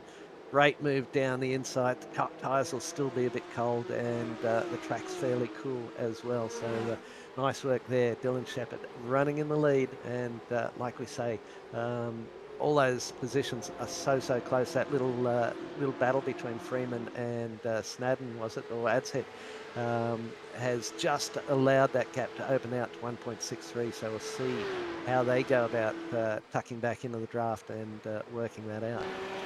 Numbers on the left-hand side, if they've got a black background, they're the elite split, and if they've got an orange background, they're the open split. We're running multi-class here, and the TBC is the red ones. Oh, nice move, Joe Baldwin launches down the inside. He was well back, I thought, but in the starting position, but clearly not. He's done a nice job there. Adam Lavis leading the field for the open split, and Joe Baldwin in second, and Blake Fitzpatrick has dropped down 2 spots. Joe is up 3. Harrison Goodman, here we go. Real world driver. Oh, he's just locked it up going in there. Hasn't done too much damage. He should be able to well and truly continue on. That back is a little bit dented and binged up, so he's it's good he's getting it out of his system now. I was just about to say, it's better he does it in the sim than in the real world. Yeah. Never crashed a car at Mount Panorama in the real world, but I don't really want to either. No, a little flashback to my youth. Probably, there's a lock-up on the inside there as well. Flashback and into the wall. Probably the 70s, early 70s, and our family, four strapping boys and mum and dad in a 69 Volkswagen. had a holiday in field there somewhere, and every time we came or went, we had to do a lap, and the poor little thing barely made up the hill, particularly in and around the cutting. But, Oh, Ben big Croydon's swapper. round. Big swapper there. Probably a little bit too much welly, and it's just let go on him. And with the cars all running so close, there's a touch there as well. Is that Jono Freeman still getting a touch up? Chris Whitaker moves just in front of them. Who is it? Marshall. That's Brendan Whitaker off to the side there. Was it? There you go. So he's running pretty well up in the points, I think, as well. So what's he going to do? Just turn it around? Oh, it's just let go on him. Yes. It's very easy to do in the Porsches, unfortunately. Oh, absolutely. Very easy to do. It's just going back to that story of yours. I have a similar story in terms of doing laps of the mountain. I've done a lot of them. Like I said, I did live in the area. I lived in Lithgow for a lot of my life, and every time we'd go up there, of course, you'd do a lap. I used to walk around it too. It was such a great, fantastic walk. You'd hate yourself starting and coming up Mountain Straight, but then when you were going down Conrad, it was the best day ever. So, but I remember coming through exactly here, the top of Brock's skyline in a Daewoo, and we were going about 100-something kilometres an hour, and we were three-wheeling it down the S's. It was a time. Braver man than I. You can see massive net code there. The car's still a foot and a half off the wall, but throwing up a set of sparks. So we hope that doesn't cause too much issues through the course of the night. But John Merritt started in fifth and set the fastest lap of the race last time round, 206.340. He's closing in on the back of Jared Knight. Here we go. Is this going to be a move? No, it's just a lovely shot of him driving. Pete Matson. Oh, look out for that wall, Pete. Oh! Yeah, not the first bloke to do that. Won't be the last. I do like those Orbic liveries. Whoever's doing those for Pete is doing a really good job. But here we go. Look at John Merritt all over the back of Jared Knight. And that's the bloke. You don't often see the front of his car in your mirrors because normally you're looking at the bumper bar as he goes. But we've got Dylan Shepherd out in front, Sam Muir and Matthew Dench. That's the way they've been carrying on for a while, as with Jared Knight. So Muir, Dench and Knight are all down a spot, and Dylan Shepherd up 3. Yeah, look at this beautiful pack of 5 here. So already ticking the box, Racing Man Panorama, but 5 of these beautiful Porsches chasing each other. Less than 1 second covers all of them, I might add. And Dylan Shepherd's doing a rocket job at the front here, which is really good to see. He did that very early move on lap 1, and he has managed to keep it. Now, I'm curious as to whether or not it's games, right? Because we're talking about an Enduro, and obviously fuel savings going to come into it. So maybe Sam Muir's hanging back, and I would hazard a bet that Matthew Dench is exactly doing that to try and get an extra lap further on down the race. And then you've got Jared Knight, who's pushing right up there with the how's the Serenity car, and then John Merritt, who will be looking to try and get past probably as soon as possible, or not. I'm not sure. And Freeman joins the party too, so it's a party of 6, tabled for 6, and Nathan Snadden starting to close that gap down as well, just 1.5 seconds back, and right behind him is another 4 cars or 3 cars in very close proximity as well. So this will be very interesting as we go on through the course of the night. You talk about lap times and fuel. John Merritt's fastest lap of 206.34. The next best is, I'm thinking, Jared Knight with a 206.68, so 0.3 between them. 206.84, so half a second slower than John's best lap. And Sam Muir 206.95, so that's 0.6. And Dylan Shepherd leading the race, but with the slowest, fastest lap of all of them, 207.091. So I'd say he's very much dictating the pace of this race at the moment. He's doing a really good job at the front here. 209.056 as they cross the line. Just look, oh my God, it's majestic. Just look at that line of Porsches. Lap, though. That's a very slow lap. So I don't know exactly what's happening there, because obviously him being out in front is slowing all the cars behind. So I'm starting to have a feeling that maybe Samuel does want to get past. It looked like he wanted to try to attack going into Murray's corner. He went onto the outside. Maybe he was just adjusting for the best line through the corner. I'm not too sure. But in any case, he is not letting go of the back of that Porsche anytime soon. He's getting right up as close. For a minute, I thought he was going to do the same thing that Dylan did to him. He chose not to, and that's safe. Because, again, you have to be in a very, very particular set of circumstances to be able to pull that off cleanly. But look at this. Perfect line. Nose tail, 3.7 seconds, Yeah. separating a whole bunch of them. It's I amazing. suspect Dylan Shepherd's inviting someone to go by him rather than lead the race and burn all his own fuel. I suspect he's just gone, well, how slow do you boys want to go? Because I'm perfectly happy for you to pop by. Joe Baldwin, don't lock it up. Oh, he's, I didn't even see Who's that. that car on the inside?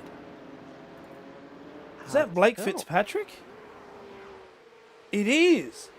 Oh, that's very, very late. Oh, Andy's hit the that's curb. bad. Andy's then jumped out. So that's that won't please old Joe Baldwin too much. He'll be none too pleased. Race Control won't be happy either. That was. I don't know if maybe he either missed the braking marker or if he went to use the brakes and saw the lockup coming.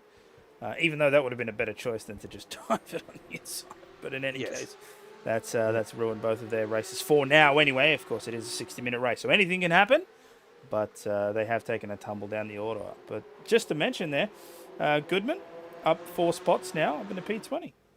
Harrison Goodman, a real world racer. Very interesting there that Muir did get by, or certainly pull up alongside Dylan Shepherd, but Shepherd wanted it back, and there's some very close times there. Matty Dench just playing a little bit of SMS on the back of his car with the nose of Dench's. So what have we got? We've got, 10 cars separated by 5 seconds. No, 3.6 seconds, I think it is. Separating all 10 of them. So Russ Green sitting in 10th spot. What did you see there, Daniel? Oh, I just heard the engine cut, so he's doing the fuel save as well. Yeah, up the hill. There it is. Yeah. Oh, but see, and that's why you don't. Yes. And that's why you got to be careful to do that, because if you want to cut your clutch in order to fuel save, remember the revs that the car is at, because if you pull it and the car is too high, you will spin exactly like that. He's very, very lucky to catch that, and probably think twice about pulling the clutch in again at the cutting. Usually you do that at the end of straights, but Russ Green thinking, I'll save wherever I can. I assure you, do not do it there. I've seen that other bloke do it all the time. What's his initials? MD? Yeah, MD? He seems to do it all over the place. So very interesting. Jono Freeman's got by John Merritt during all of that, which we missed. But I don't know if you can pull that up in the... barely need to ask. So this will be into turn 1. Hell corner, turn 1? Yep, L corner. I'm still coming to terms, but that's very nicely done. John Merritt hasn't fought that at all. So John Merritt, he may as well be tucked behind Jono Freeman as tucked behind Jared Knight and saving all that fuel. So Russ Green, we're looking at the HTS vehicle, sitting in 10th place. And as we said before, 3.3 seconds separating 1 through 10. Brandon Whitaker. Brandon Whitaker, and takes out the car alongside, and that was Liam Isles, I believe. He's also managed to stay on track. That's unbelievable. Oh, the car looks a bit crooked though. So he has a big look at it. Goes the inside. Will he take a bit of curb? That'll do it. These cars don't respond well to that at all. And it is Liam Isles. He'll be wondering what this gentleman's agreement is within the Gentleman's Sim Racing, because that was truly unfortunate. Shepherd leading him out. Sam Muir, Matty Dench, Jared Knight, Jono Freeman. That's the top 5. Then John Merritt, Dane Snadden, Chris Whitaker, Gordon Marshall and Russ Green. That's your top 6. And Paul Wilson, just for good measure, he's only 2.2 back, and I wouldn't be surprised to see him join on the back as well. Russ Green just got by Gordon Marshall, as we're seeing there. Oh, drifting out He was. to the top of Reed Park. Yeah, the tree. The tree. That is the tree. And then going through the grate. That is one of those. That is the textbook crash scenario when you're going up through there, which is a fantastic character. Fantastic is a strong word, but fantastic characteristic of that particular corner, which is if you take too much curb on the right, it feeds you into the left wall. But then if you want to go side by side through that, then it means you have to start on the left. But if you start on the left, the camber of the road doesn't agree with you. The camber of the road forces you to the wall. And so he was very lucky to catch that slide. Didn't get past Marshall in the end, but kept it out of the wall. So in my opinion, that is a win. Yes. Any time you're not jumping the tits, you win. Gap up front, Dylan Shepherd's checked out to the tune of 1.1 seconds, nearly 1.2 seconds. So Dylan Shepherd all of a sudden probably figured out his fuel numbers, and it either is or isn't worth saving to get an extra lap. But 1.2 seconds, that's borderline out of the draft. So we'll see how they go. Now look, he's rocketing past 205.051, fastest lap of the race. 0.8 faster than Sam Muir, and that was Sam's personal best. So it wasn't like he was lollygaggling around. He was on it, but Shepherd just hit the afterburners. Well and truly ahead. Sam Muir has actually just dropped underneath that 1 second mark now, so he is back within the draft. And look at Matt Dench right there on the back of Sam Muir's purple Porsche. And Jared Knight just almost extending out to the 1 second mark there. So we might see a couple of bubbles form in this initial pack of 10. They're starting to split, so it looks like it'll be the front three. And then there'll be another gap of, 4 or 5. And then we've got Marshall, which is 3 seconds back to PA. Yeah. So that last lap round, Jared Knight, it was his personal best at 206.612, but that's over, or it's the second and a half over what Dylan Shepherd did, and 0.7 lower than Matty Dench in front of him. So all of a sudden, this it's like the old piece of elastic band. Dylan Shepherd said, "All right, boys, what do you got?" And it's very hard once you've settled into a rhythm. At a certain speed, and someone all of a sudden ups the ante, and you've got to start to recalculate your brake markers and your entry speeds for the extra speed and the extra toe that you'll be getting. But they've tucked right back onto the back of him. So that was the first little hijinks. It's a bit like the Tour de France where you get a breakaway and they either stay out or get recovered. And this time they've been recovered, and Dylan Shepherd's got a little bit more information in his arsenal for how he's going to go about this race. 8 laps in. 17-minute mark, plenty of race yet to go. Dylan Shepherd still leading this motor race, but only by 0.2 of a second. Sam Muir is not letting the back of that car go. There was a slight extended gap the previous lap, but he's since managed to get that down. So Dylan Shepherd doing his best to keep those cars behind, and it looks like that small gap that was forming from Jared Knight onwards has closed. So we now have a pack of 6 running at the front, all within about a second and a half, and then there is Dane Snadden there in P7. It's always fraught with danger to defend too heavily into there, because all of a sudden you're attacking that corner at all different sorts of speeds and angles. Shepherd felt the need to do it. So that last lap around was a 2:08, 3.1 seconds slower than his best lap the previous lap. Yeah, so Dylan would have taken the inside line because that's the line that you want. The camber of that corner is you want to be on the inside, because what will happen is the tyres will dip into that little groove, and that will allow you to take full throttle through that corner. If you're on the outside, what will tend to happen is just like at the just like just before Reed Park up at the tree, the same thing will happen. The camber does not go with you on that side of the road, and if you try to attack on that outside, you'll have to basically back out in order to not be fed into the wall. So Dylan Shepherd, knowing exactly the characteristic of that corner, taking the inside line. If Sam Muir had actually tried to attack around the outside, that would have been hilarious to watch. But he knows as well. He's not silly, so he falls back in line and will allow Dylan to stay ahead. The real attack moves are going to be here, coming down onto the chase, the fastest corner in Australian motorsport. And they get that little strip of jinking around. Yeah, Yes. I'm not sure if that was. I think he was maybe just trying to have a peek and just look at him go down the inside and gets past Jared Knight. He actually gets the move done into the chase. Well done, up in a P4. Yes, indeed. Yes, indeed. John Marrett is back to Dane sixth place Snadden now. as well. Yep. Damn And it. we saw on the screen there was a 5-point point score penalty. Look at Freeman. He's really keen. He has a big look at Dench there, or certainly shows the nose in. But yeah, 5-point penalty for Brendan Whitaker with that. Brendan that Whitaker contact. with that incident that we saw. Look at Shepherd going. He's all over the place. I feel like there's some rule about only moving once, but I'm not sure how strict that's going to be enforced, considering there is no pass opportunity. I mean, there is a pass opportunity, but not for Sam Muir. So I don't know if you're allowed to snake that viciously, though.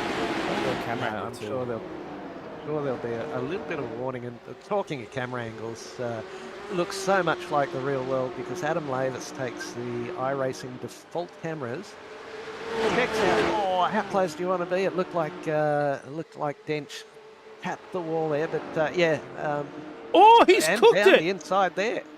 What's he done there? Dylan Shepard has cooked it. I am going to try and get on board for that move, and I have a feeling I know exactly what happened, but let's see if I can confirm. So just listen to the car. I think he's gone too far in and touched the curb. No, he's actually drifted out That's too wide. wide. Okay. Yeah, just the understeer of these vehicles if you're not right on that racing line. Oh, look at Freeman Freeman wanted shoot to up on get the the- inside. Yeah. Didn't make it stick. So Adam Lavis takes all the default cameras that iRacing just plonks willy-nilly, goes through the broadcast and matches the cameras from the real world into our broadcast of Mount Panorama, and that's why it looks so realistic. We're just missing a few of the extra drone and helicopter shot. Oh, down the inside! Shepherd! How did they all My live? goodness me! There's all sorts going on there. Dylan Shepherd now second and a bit back behind Sam Muir. So Muir, then Shepherd, then Dench, then Freeman, then Knight. And Freeman's all over the place. And John Merritt goes, well, I'm not sure if I want to get involved in this or not. But this is all sorts going on. Oh, yeah, he'd missed his brake marker. Denchy is so clever. He saw that happening And just he went, swerved. Yep. after you, sir. Oh, and he even And then taps he him. He's gives- like, yeah, I saw that. Yeah. Don't go mucking around with me. I'm just going to pop up the link on the YouTube feed again for the live timing if you want to keep an eye on your own driver. And I'll. Oh no, Jared Knight! Oh, and that's not. Oh, that's a big pile up there. That's 4 cars. Chris Whitaker's involved. Dane Snadden, Jared Knight, and the cars coming on all over the place. Hope someone's telling them there's a caution. let's see if we can get a better angle as to what happened there. Knight was wide. Didn't get into that groove you were talking about, Yep. and around she went. And Brendan unfortunately, Whitaker, Chris Whitaker caught up in that. And unfortunately, Dane Snadden wasn't able to avoid that move. So what you'll see is just have a look on the right side. He starts to drift out and he can't go nowhere. Bang. And unfortunately, 4 cars caught up in that pile-up. And that is one of the dangers of Mount Panorama. It is basically a pinball machine of a track. You have absolutely no runoff until you get to the chase. And Dane Snadden's car can barely keep it straight. He really does have to take it careful here because if he doesn't, he could cause a severe accident trying to keep this car straight. And race control will not look too kindly on that. Look, he's hitting every wall on the way down. The car must be steering-wise. Oh, look at... Oh, God, it's horrendous. That's like 90 degrees, isn't it? Yeah, pretty much. That is so severely left-hand down. Luckily, he does have a gap here at the moment to Tristan Koch behind him. But look at that, it's crabbing. Good luck in the chase, boy. Yeah, that's a rough one there. Chase. Yeah, he'll be out of incident points by the time he gets down there. Every time he's hit the wall, that'll be at least two points on of the 17. Oh, no. Harrison Goodman. So the thrill that we thought was going to be A challenge for Matty Dench hasn't eventuated. Just goes to show you can't take the real world straight into the sim world. And expect to Yeah, be but his anywhere near engineer what is these guys do. delivering, isn't he, just? Yes, Dylan he does. Shepherd. P2 running the same livery, which will obviously be the livery for their team, I imagine. Yes, I would expect so. Something very, very similar to it. No, it's got blackout, so it's a personalised livery. Sam Muir leading the race, but again, with the same gap that he gave Dylan Shepherd on the previous laps. 2/10 as they come through. Dylan Shepherd, of course, had that mistake going up to the grate, pulling off to the side and allowing Sam Muir and Matthew Dench to go through, but then he took that position back from Matthew Dench with force into the chase, both of them avoiding any contact, which was great. And here we are now, almost 25 minutes into the race. Because Merritt has dropped back 1.5 seconds. His last lap, the boys put the pedal down again. Dench and Freeman were 2:05.5 and 2:05.7, and John Merritt was 2:06.8. So John just didn't go with them immediately, but I'm sure he'll claw that back. Russ Green then 4.5 seconds back, and he was probably the first of those guys who are severely affected by that big incident.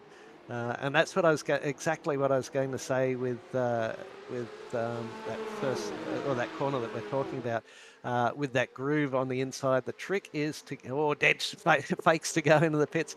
The trick is to start from out wide, but get into that groove, get into that dip. And the minute you don't, you're on the high side of that crest in the road, and the outside wall's just calling you in and saying, come and see me, and many folk have.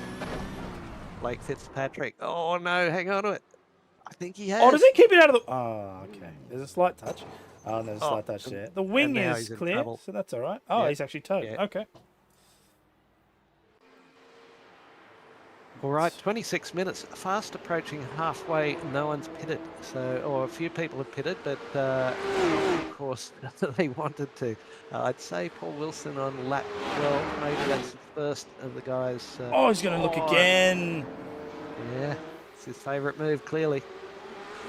It's such a risky move to do. You did it once, doesn't mean you'll do it a second time. He was too far back on that one, and luckily he did. Put just a little bit extra brake, not to go into the back of Sam Muir there. And all the while... I say, fool me once, shame on me. Fool me twice, shame on you. Yeah, or vice versa, whatever it is.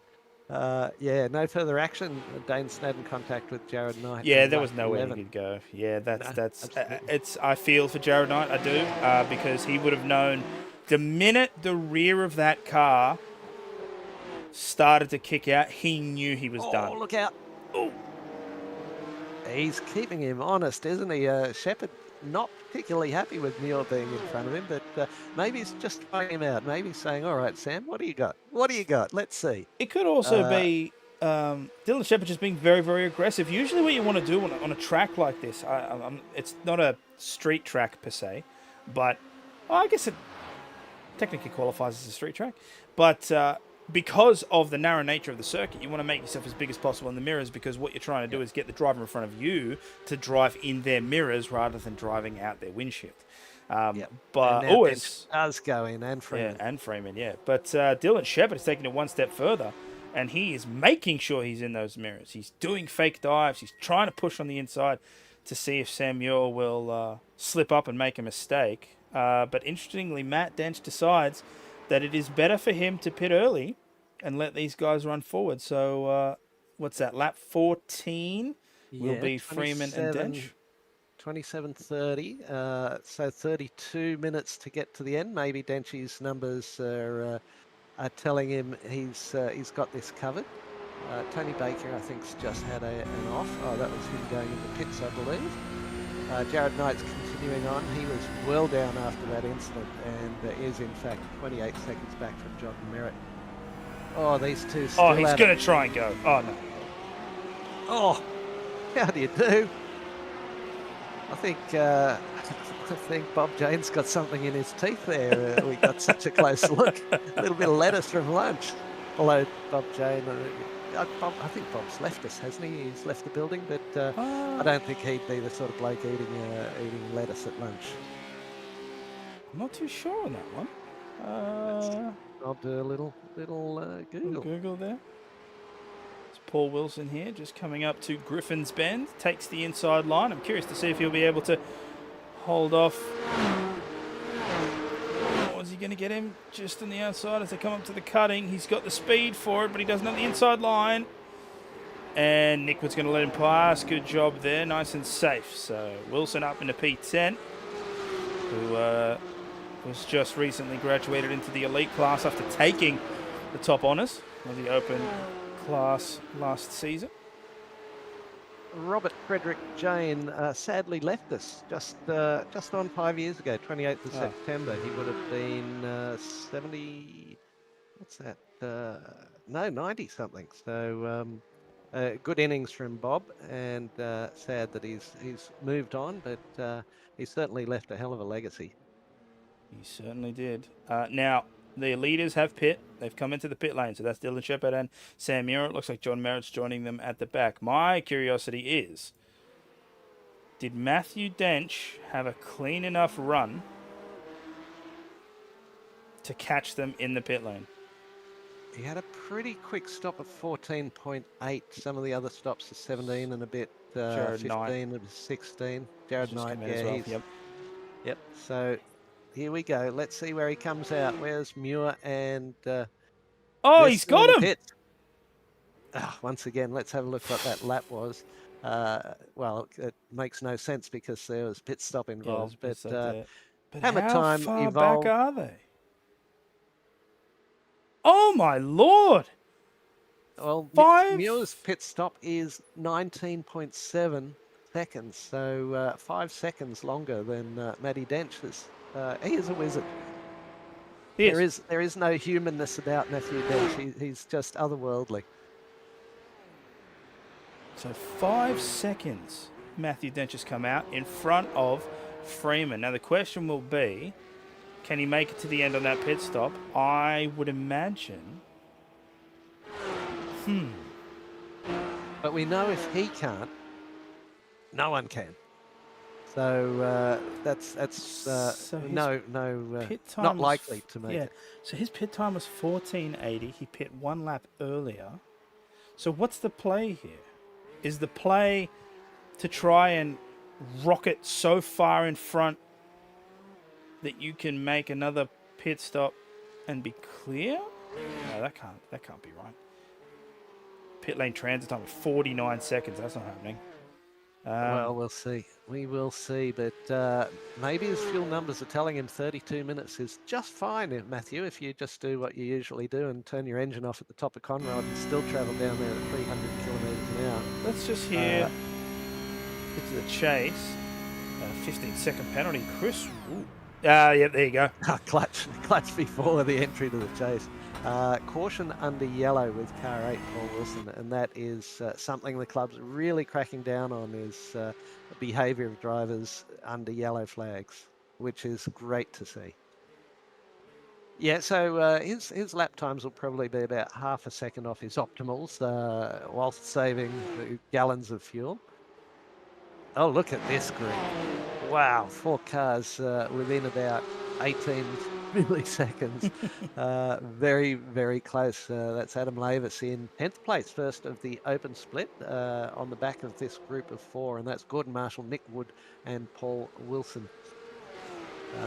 So he is the leader of the Open Cup. David Christensen is 9 seconds back, so he's doing a very good job, and knowing Adam, he'll be playing some shrewd fuel numbers as well, and probably quite happy to sit here and realise that David's that far behind him, and just go about his business and try and keep it tidy.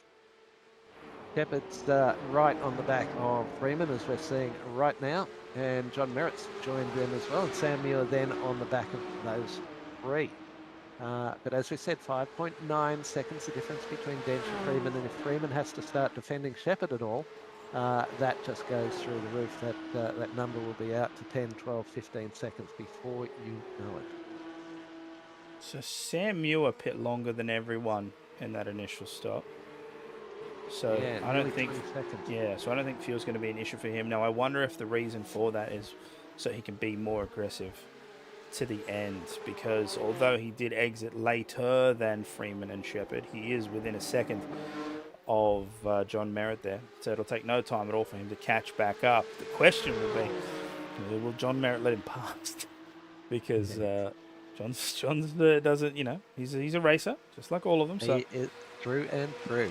So he wants to stay ahead. But for now, Freeman is doing a great job here holding off the Porsches behind him. But if these guys keep fighting down the inside, that is so much curb, but he makes it work.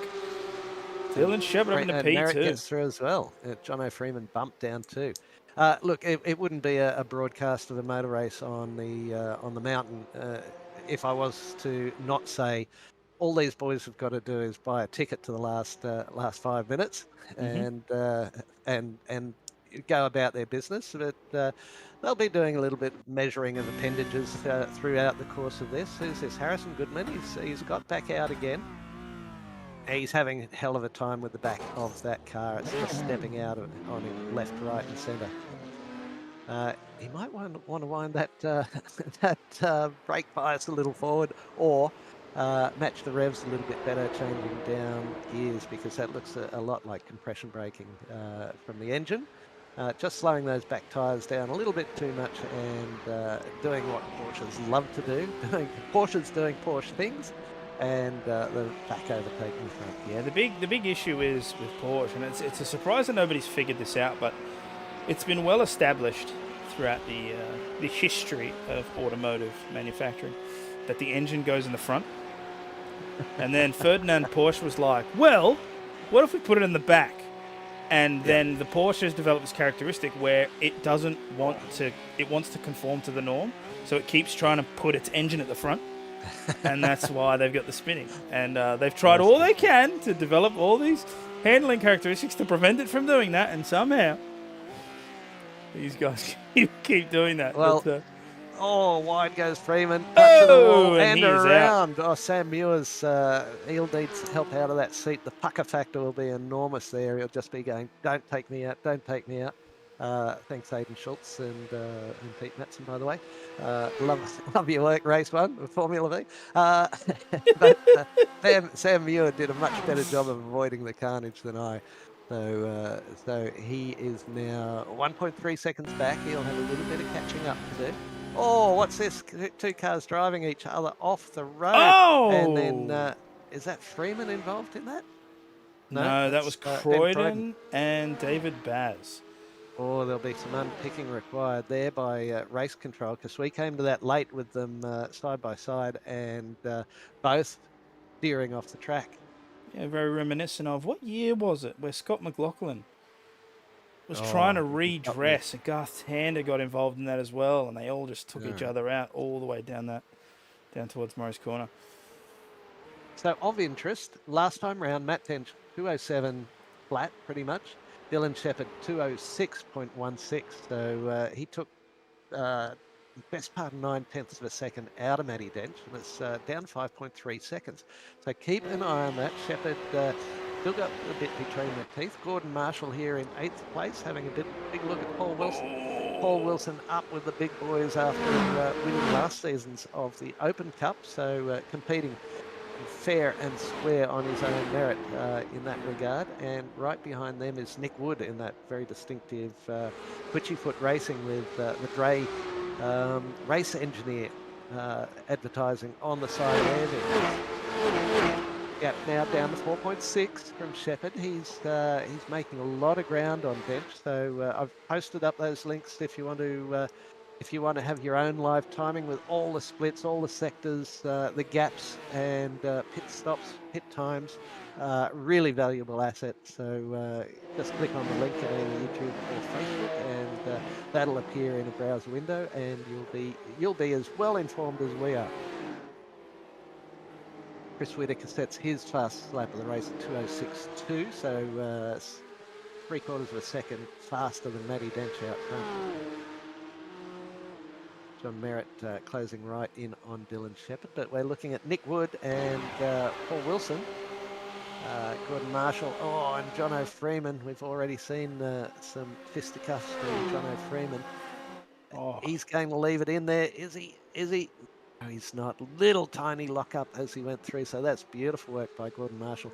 Not boasting the stylized Scottish flag, or is that another one of our drivers from Scotland? But and he runs Oh wide. no! He And he runs has collided wide. with the wall. Tries to hang on to it. Is it straight? Is it straight? It looks not too bad, but he looks like he's hopping out of the way of Adam Lavis. No, he's not. He's just gathering his wits and getting himself set back up. Last time round, Matty Dench 2:06.5, so he picked up the pace, but Dylan Shepherd 2:05.45, so a full second quicker, and it's down to 4.2 seconds in the blink of an eye. Just approaching 40 minutes gone, so a third of the race to go. Plenty going on. Really well done by Matthew Dench. They're still in the lead of this motor race.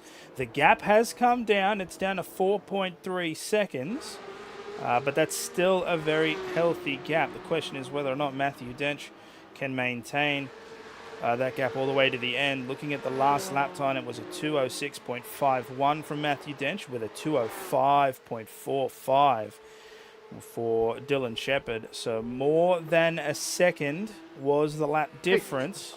I think there's a delay there, Daniel. I just went through exactly those stats. Did you? Yes, I did. So you were obviously so concentrating on the broadcast. So focused on the race that's happening.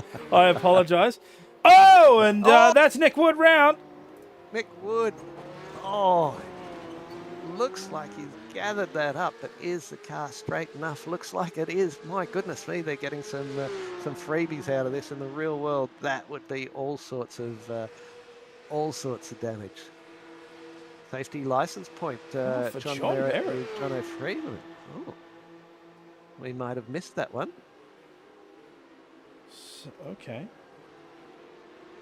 Don't remember seeing those two come together there, but fair enough. So that's a license point penalty, not a time difference. So here comes Nick Wood into the pits. I think they get a one fast repair in the Enduros, so he's probably ticking that box and running through. But look at Adam Lavis running 9th spot in the field and outright leader by a fair margin over the rest of the open split.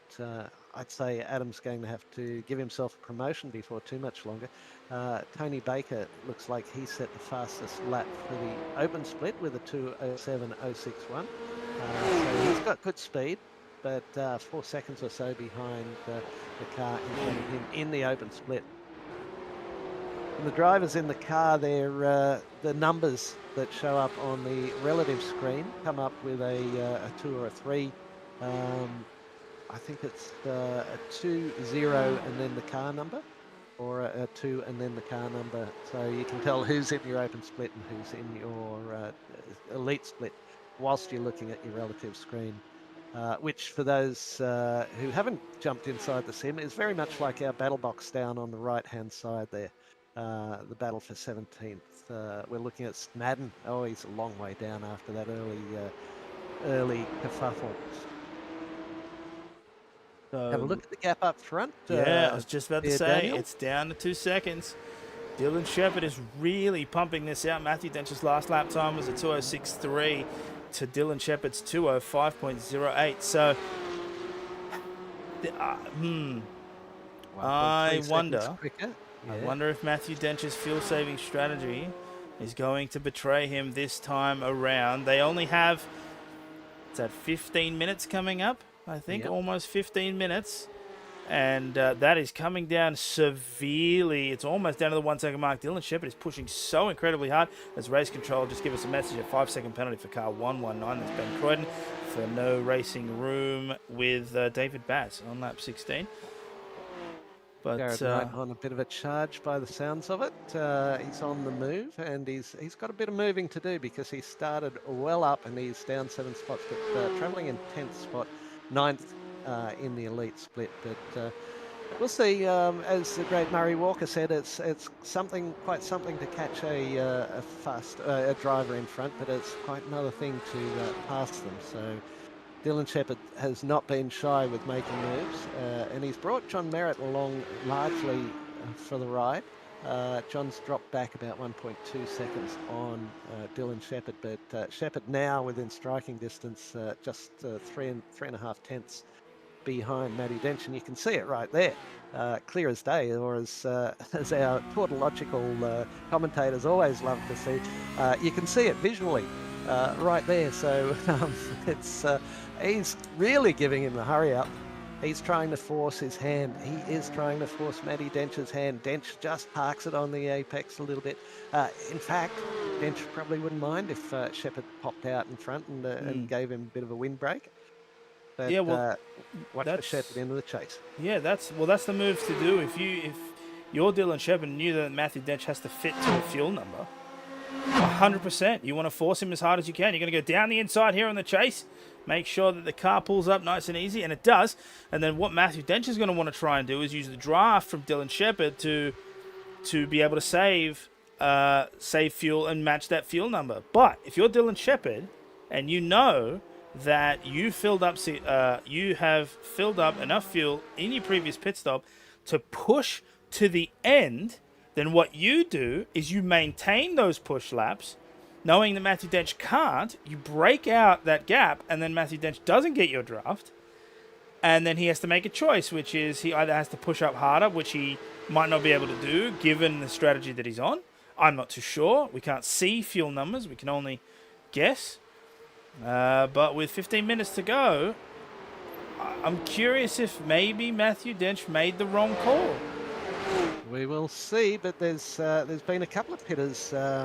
David Baz pitted on lap 20, and Nick Wood pitted on 19. I think he was suffering some damage at that point in time, but Anthony Adshead pitted on lap 20 as well. So I think that's probably nearing, before too long, some compulsory pit stops on fuel, because I think they normally set these cars up to run about 25 minutes on a tank of fuel. And Matty Dench seems to be able to stretch that to a week, but we will see as we go on. He's able to hang in there with Shepherd. Drive through Ben Croydon. I can't read the rest of that. Unsafe rejoin, was it? Yes, it was an unsafe rejoin for car 119 with car 808. That was David Baz on lap 16, and he's been given a drive-through penalty for that. All right, Denchy, what have you got? He'll be able to cut that fuel as the draft pulls him along into the back of Dylan Shepherd's car. Listen for the lift. There it goes, way before the entry into the chase. And back on it, there'll probably be another significant lift down into Murray's here. And off he goes, saving millilitres, and off goes Dylan Shepherd, absolutely disappeared from the view of Matty Dench. He'll be a little concerned that he doesn't pop in right on top of him, but there is no Dylan Shepherd there. Has he gone in the pits? No, he has not. So maybe if we go off board. Oh, we're on board with Dylan Shepherd. Oh, sorry. Yeah. I was just listening. I was trying to listen to the engine and see if he's doing any similar lifting and coast to Matthew Dench. Yeah. But no, he's completely pushing. So either he's confident that he can make it all the way to the end, and if so, that is spelling disaster for Dench, or maybe he's doing the reverse. So maybe Matthew Dench is saving now to push later, and Dylan Shepherd is pushing now in order to defend later. The problem... That gap's out nearly 2 seconds. Yeah, but the problem is you have to defend into Conrod and the chase, and the only way you can do that is at way back at Forest Elbow. You have to cut into the inside. You have to pull your car up more than normal. That pulls up the car behind you. You defend, and then you make sure that you can put your foot on the accelerator before they can, and that's the only way you can maintain a defense down towards the chase. If you don't do that, if you don't make them back up, then they're just going to scream right past you, especially if you've got fuel problems, which Jamie Whincup is all too familiar with. But, what did he finish on? A Red Bull can of fuel in the Was car? that all that he had left? I think it was. I think he had a Red Bull, mils or something. a Red Bull Wow. can of fuel, and I believe, if my brain isn't failing me, I believe that was Chaz Mostert's first win at Bathurst. Right. He managed to win that in the Pepsi Ford, I want to say. I don't know how you guys do that, how you store that information. I ran out of information storage space quite some time ago. Here goes John O'Freeman having another look. That looks like Paul Wilson. So Paul Wilson doing a good job up in 5th place. Freeman looks like he wants to take that off him. Oh, and there's a little move across, and Wilson went, no, don't hit me. Don't hit me. I've seen the way you go about your business. And Gordon Marshall in the red and black doing a good job. Oh, just quietly, Dylan Shepherd, Yeah. 2:04.866. That is pretty much spot on, a full 2 seconds faster than Matty Dench last time round. Dench now has Merritt all over him, just ticking towards the 50-minute mark, so 10 minutes to go. We'll soon find out who's got more than a Red Bull can's worth of Shell V-Power, or who has more than that. Is it? It would be Shell for the Porsches, wouldn't it? It's BP Ultimate for the supercars, but it would be. Okay. Well, that I was think just a it's- lucky guess on my behalf. I think it might be Shell. I don't know if they're on the same. If they're on the same support, We'll have to ask. I'm gonna have to Google that one. He'll know. Oh yeah, no, Dylan would know. Yeah. So John Merritt just hanging in there. He's probably sipping away at his as frugally as you would a Spreyton's Tasmanian cider. I'd love to. Oh, here we go. Ouch. Yep, just didn't get it turned in. Now that car's very second-hand. Aidan Schultz, our commentary team buddy. And there's a touch of the wall from Joe Baldwin as well. Has he got suspension damage? It's very likely, and it's now very difficult to get that car turned around. Austin Powers It's- moment. Now he's got to dump the now he's clutch. going to be going Oh. forwards, backwards up the track, Oh no. Oh, and he's got to look at his relative. There's a little bit of widening there. there And, we go. Well done, Joe. Sorry to show that. Painful to watch, but I couldn't look away. Gap out front's 5.3 seconds. John Merritt, I think, has decided that he's just going to play Matty Dench's game and see how far he can get this car down the track. Yeah, Oh, he lifted as well. he did. He's not Just a quite bit. as confident with the lift and coast, or the clutch and coast. 5 seconds. Because if 5.6 seconds to gap now to the front. if Shepherd has to stop, that's all she wrote. But big clutch there from John Merritt. Well, Way out, he's- just he's barely got- on the crest. He's got the professor in front of him. Monkey see, monkey do, right? That's all you got to do. Yeah, So, well, what's the guy ahead of me doing? I'll do the same. So, John Merritt pit 1 lap longer, or 1 lap later, I should say, than Matthew Dench did. And he also did a similar pit time to Dylan Shepherd. So, he came in at the same time. That was at the end of lap 14. And he pit for 17.32 seconds. So, what I'm curious about is if that's the case, why is John Merritt fuel saving? Indeed. So that would... Okay. All right. But we'll keep an eye. There's Matty Dench clutching through there as he comes back towards us at a fast rate. Not keep an eye on the gap between Muir and Merritt. That's 2.6 seconds at the moment. He may very well be playing the same game. And John O'Freeman then in 5th place, 25 seconds back. So he'll do well to play any further part in that top 3 or 4.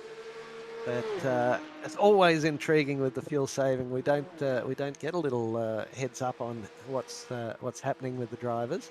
7 seconds to gap out to the front too, and John Merritt has a look down the inside. Yeah, He Dench, does have a lets him look go. down the inside. Yeah. What's Dench? Is Dench out of fuel? Nah. He's dropped way back, a second back. Surely not.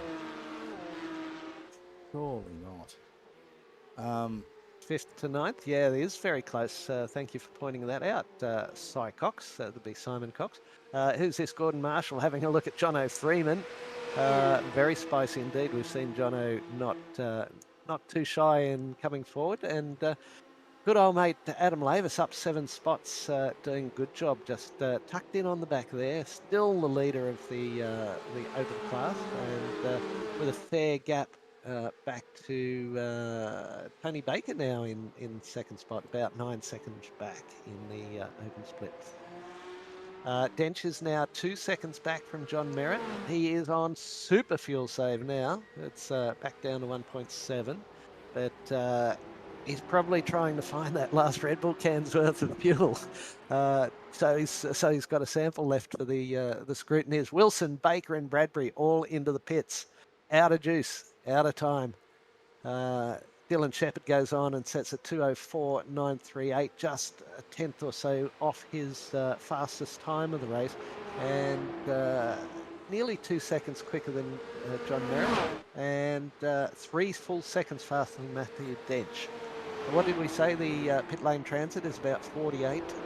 So seconds, if you take into account, if you take out the pit time, Yep. you're looking at something around 30-ish seconds. Yeah. You need 30 seconds to be able to go in and go out.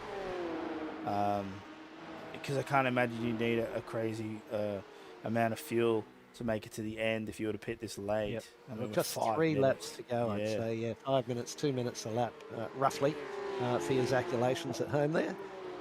But so he won't be able to make up that sort of distance, even if he is 3 seconds a lap faster. Oh! All depending. Here is He's Shepherd coming in. He's coming into the pits. Welcome, Sam Chapman. I don't know how long you've been there for, but Dylan Shepherd has had to come to the pits. So he has pushed this entire time, and look at that. John Merritt is going to get him there. So this has not worked for him at all. And then Sam Ewer's there as well. Oh, man. Dylan put all... Yeah, wow.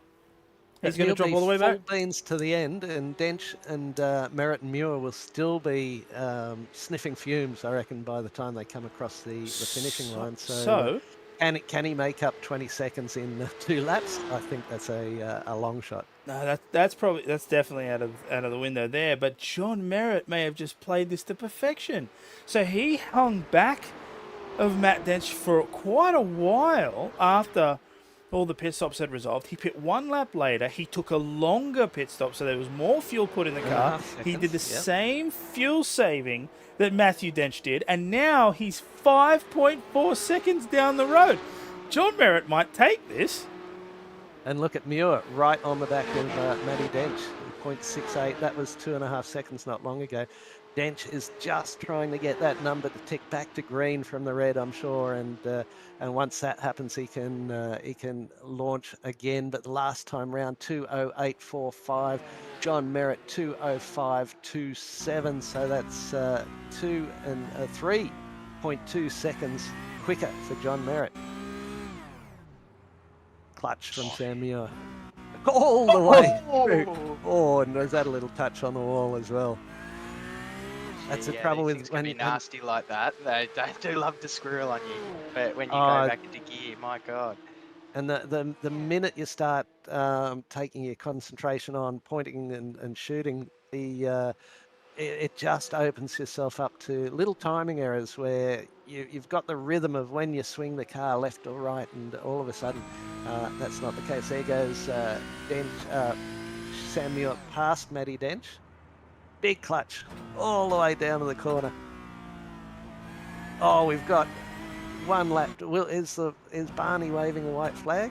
We've got 2 minutes and 10 seconds. So no, it'll be 2 laps. I wonder if Merritt's decided that's what he's going to do and make it go to the extra lap. And now Dench has to save another lap, which would be just about impossible. He's saving so much. Okay. Either Dench knows something that nobody else does, and maybe they're not prepared for the extra lap. Yeah, that was right on the limit. Oh my! If Dench wins this, I'm telling you, Forget it. That's it. Just give him champion of the world and just leave it at that because I can't like. Staying in touch with Muir now. Shep not that far back as well after that stop. If these guys go Only that 6 seconds. slowly, like he could be on their back by the end of this if this is not the white flag lap. He's got 1.5 laps seconds. to deal with it, and they've been 3 seconds a lap slower at times. Yeah. Oh, this is intriguing. What a race. The mountain never fails to disappoint, impress, does it? I never thought I would have to do so much mental math watching a motor race. And I'm telling you, I'm not. I've given it up because I'd like to pretend like I know what's happening, but I don't. Look at this. So he's saving everywhere. He's saving everywhere he can. Dylan Shepherd Dylan Shepherd was 6 seconds back a lap ago. Now he's 3.2 to if he. I don't know how to feel. I'm feeling everything you can possibly feel at the same time. Gee, we've had some fuel save races this week, but this is, oh my God. And yes, absolutely, Simon. Dench did pit a lap early and 2.5 seconds shorter than the other Look at guys. this, 10 seconds to the line. Shepherd right with him. And Merritt comes in. Comes in, Shepherd. Shepherd is on the back of Dench. Will Dench have to pit? You're around for another lap. Okay. No, this is white flag. We're over time already. 1 lap to go. Shepherd is in front of Matty Dench. Matty Dench's last lap, a 2:13. Merritt a 2:10, but Shep a 2:05. If Shepherd can catch Sam Muir, because you would imagine Shepherd's driving a flat stick. Absolutely, yeah. So if he can make 6 seconds on this lap, power to him. Power to him. If they'd been 5 seconds, if they'd been 5 seconds slower across the line, John Merritt would have won it because he would have got across the line, but he had to pit because of the extra lap. So John Merritt betrayed himself because John Merritt was the one that triggered the extra lap. If he had just slowed up. Yes. Yes. Oh, Exactly hoisted right. by your own petard. Hello, Jamie. I couldn't. Oh, hear stand the on clutch alone. there. This is nuts. I think. Yeah, sorry, Matthew's Jamie. I was going to be- come back and keep you company, but this was getting too No, spicy up here. this is nuts. I think Dench might be hard pressed to actually get it across the line. He is clutching up through the cutting. Clutching He's is an going very understatement. slowly. Yeah, it is. You're turning it off. Well, he did about halfway down there. The chase, like it's. John Merritt, 5.2 seconds, 5.1, sorry. This will be 5 seconds before you blink. Under 5 seconds, 4.6. Have a look at the number on the left-hand side. John Merritt closing down Dench very fast. Where's Dench? Still coming down Conrad. So it's going to be Sam Muir.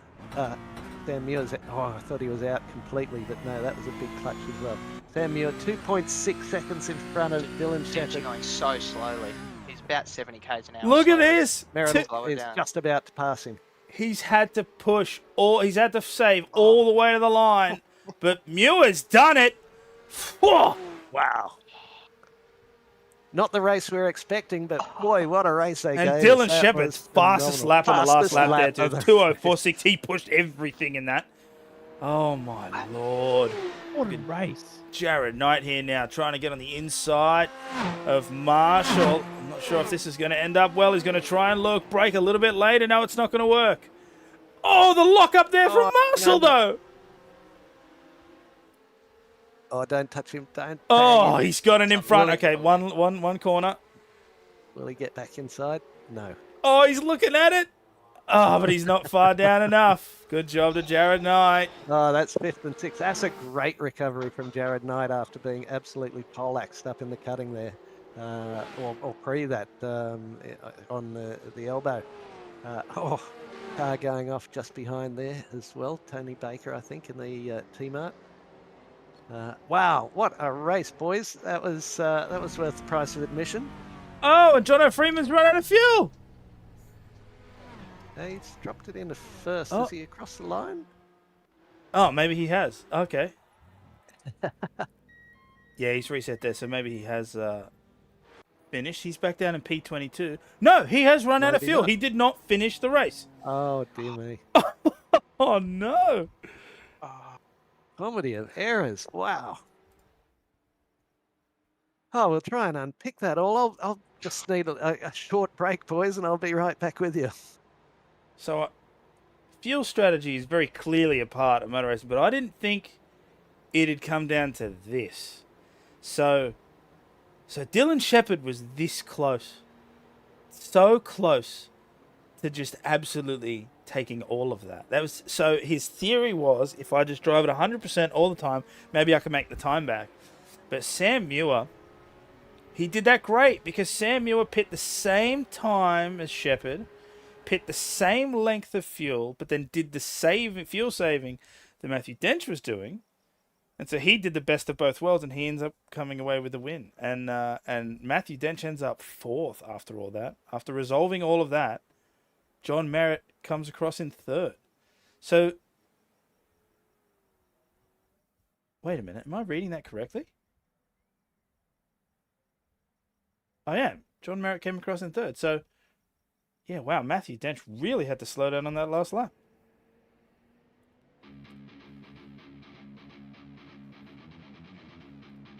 Jeez. What an eventful race. All right, so just waiting for Grant Gill to regain his breath and strength after all that. And then we'll be able to get into some post-race interviews because I would imagine that we have some pretty strong questions to ask in that regard. I do believe that the results are ready. So let's have a look at the overall results here. And this is the end of the race. Sam Muir with a fantastic strategy to take out the win here.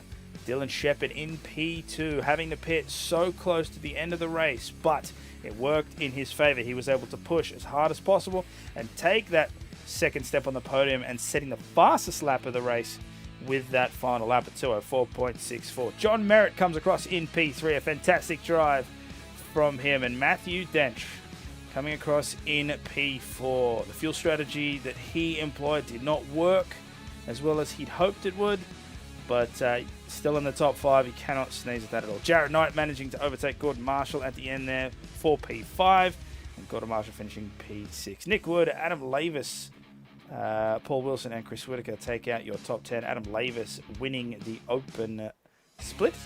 Tony Baker and David Christensen in P11 and 12. Ben Croydon P13. David Baz in P14. Dan Snadden in P15. Pete Matamatson in P16. Brett Bradbury in P17. Jono Freeman in P18. Anthony Adshead in P19. And Tristan Koch in P20. Liam Isles, unfortunately getting hit there by Brendan Whitaker earlier on in the race, comes across in P22. Harrison Goodman in P23. Aiden Schultz in P24. Russ Green in P25. Blake Fitzpatrick in P26. And Brendan Whitaker in P27. Yeah, big one I'm just thinking, if Dylan Shepherd had pitted a lap earlier, he may well have won that race. That'll be something he'll have to ask himself. And if John Merritt had gone just 5 seconds slower, John Merritt might have won the race. John, welcome in. That was a hell of a race for us. How was it out there for you? Yeah, no, it was, mate, these cars are super fun and Mount Panorama and everything's fun, but evidently I needed to slow the speed on that second to last lap. And I didn't realise it was 3 quarters of a lap later. I thought it was the final lap. Yeah, and brought you undone. But it was all ducks and drakes throughout the whole course of the race. The opening probably 10-15 laps, there was 10 of you in the line with about 2 seconds separating the first to 10. You must be absolutely worn out after that. Oh, look, I think especially here, once you get in a rhythm, it's not so bad, but that first stint was certainly who can go slowest but maintain track position for sure. Who can go slowest and fastest, yeah. Or go fast and slowest, indeed. Look, that was an awesome race. I'm sure Spreyton siders, the pure Tasmanian Outsider as a company will be absolutely thrilled. Our contact there is Matt Distill, so he's a distiller bringing us Appropriate name. non-alcoholic beverage. the stars really did sort of his career path was decided by fate, clearly. Yeah, it's like cardinal sin in the Philippines, wasn't it? Perfect name. But anyway, John Merritt, you had a hell of a time in the V's, and you've just climbed in for another hour. And haven't looked at the points, but have you been running many of the Porsches, or was it just the combo was too good to pass up? Oh, it was probably the combo. I think I've made some sporadic appearances, maybe 3 rounds. I did Sandown. Sort of, if I'm reasonably know the track ground, I'll jump in and give it a run, and they sort of never disappoint. They're good fun to drive. Yes, indeed, and that's so close amongst that top 10, as we said in the early stages. Everyone played pretty nice except Jono Freeman. He had a bee in his bonnet. He decided, I'm going to upset the apple cart here, I think, and came charging through at one stage, bringing all sorts of mayhem following in his wake, but mostly good hard driving, I think. Yeah, oh, look, I was on 0x, unfortunately. I'm not sure who it was, but I got caught up with Jono at the chase there later on, but... yeah, I mean, that just served you up for definite 2 stops at that point, but mate, evidently, I don't know which way was faster, based on what Dylan did.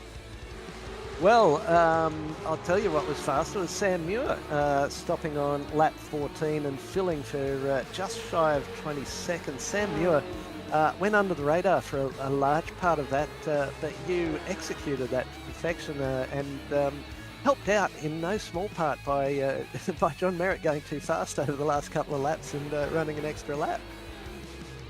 Yeah, exactly. Thanks, Grant. Yeah, iRacing was telling me one thing and Race Labs was telling me another as to exactly how long the race was going to be, and decided to play it conservative and assume that it was going to go for that extra lap, and it paid off just. Yeah, and I think there'll be a truckload of new clutches going to the Porsche garages this week. You guys wore them out down Conrod, and Denty was even clutching up into the cutting, and just about everywhere else as well. And, he must be a little bit disappointed in the outcome, because normally he's one of the first to jump in. Maybe he's just taking a break and joined us in a little bit, but. Sam Muir, that was brilliant. Was that always your plan? Just try and do the one stop and get it home however you might? Nah, going in, I didn't think the one stop was going to be possible, so I was pretty keen to just get on with it and commit to the 2 stops. But yeah, as soon as Shep got in the lead, started playing the fuel game, I was like, oh well, I'll just tag along and see how we go. And I still wasn't overly confident, I don't think, at any stage that the one stop was going to work, but just made it across the line in the end. Only just. You must have breathed a little sigh of relief when you saw John peel off at the very last minute, where he finally came to the conclusion that nope, it's not going to make it up the hill. Yeah, I saw him pushing pretty hard, and I'm like, oh gosh, he's either got some sort of magic clutch in that thing, or he's going to have to stop again. So yeah, it was pretty relieved when I saw him dive in. I was still weighing it up to the last minute, because I think I only had about 2.5 or 2.6 litres left to start that final lap, so I knew I was going to have to be clutching halfway down Conrod just to make it home. So what would the fuel burn have been at full beam? 3.3. So significantly less. Exactly, more than your standard can of Coke or whatever Scafie and Crompo usually talk about. That's right. I'll just jump to Dylan Shepherd now. Dylan, fantastic race. You guys, as John Merritt said, we're trying to go slow as fast as possible for that opening stint. Did you feel like you might have been able to one-stop it at any stage? I didn't really have a plan at all.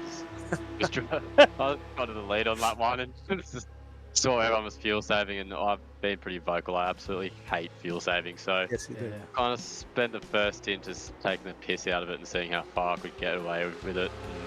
And no one wanted to overtake me, so I just kept doing it and doing it. And now the windows come up halfway at the top of the mountain, and that's when they got past me. So. drove a little Oh, bit is back. that what happened going to the grate?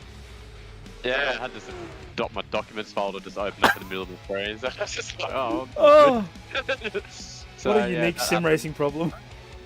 yeah, so, And Dylan, I've got to ask, do you think if you'd stopped 1 or 2 laps earlier, you would have got the win?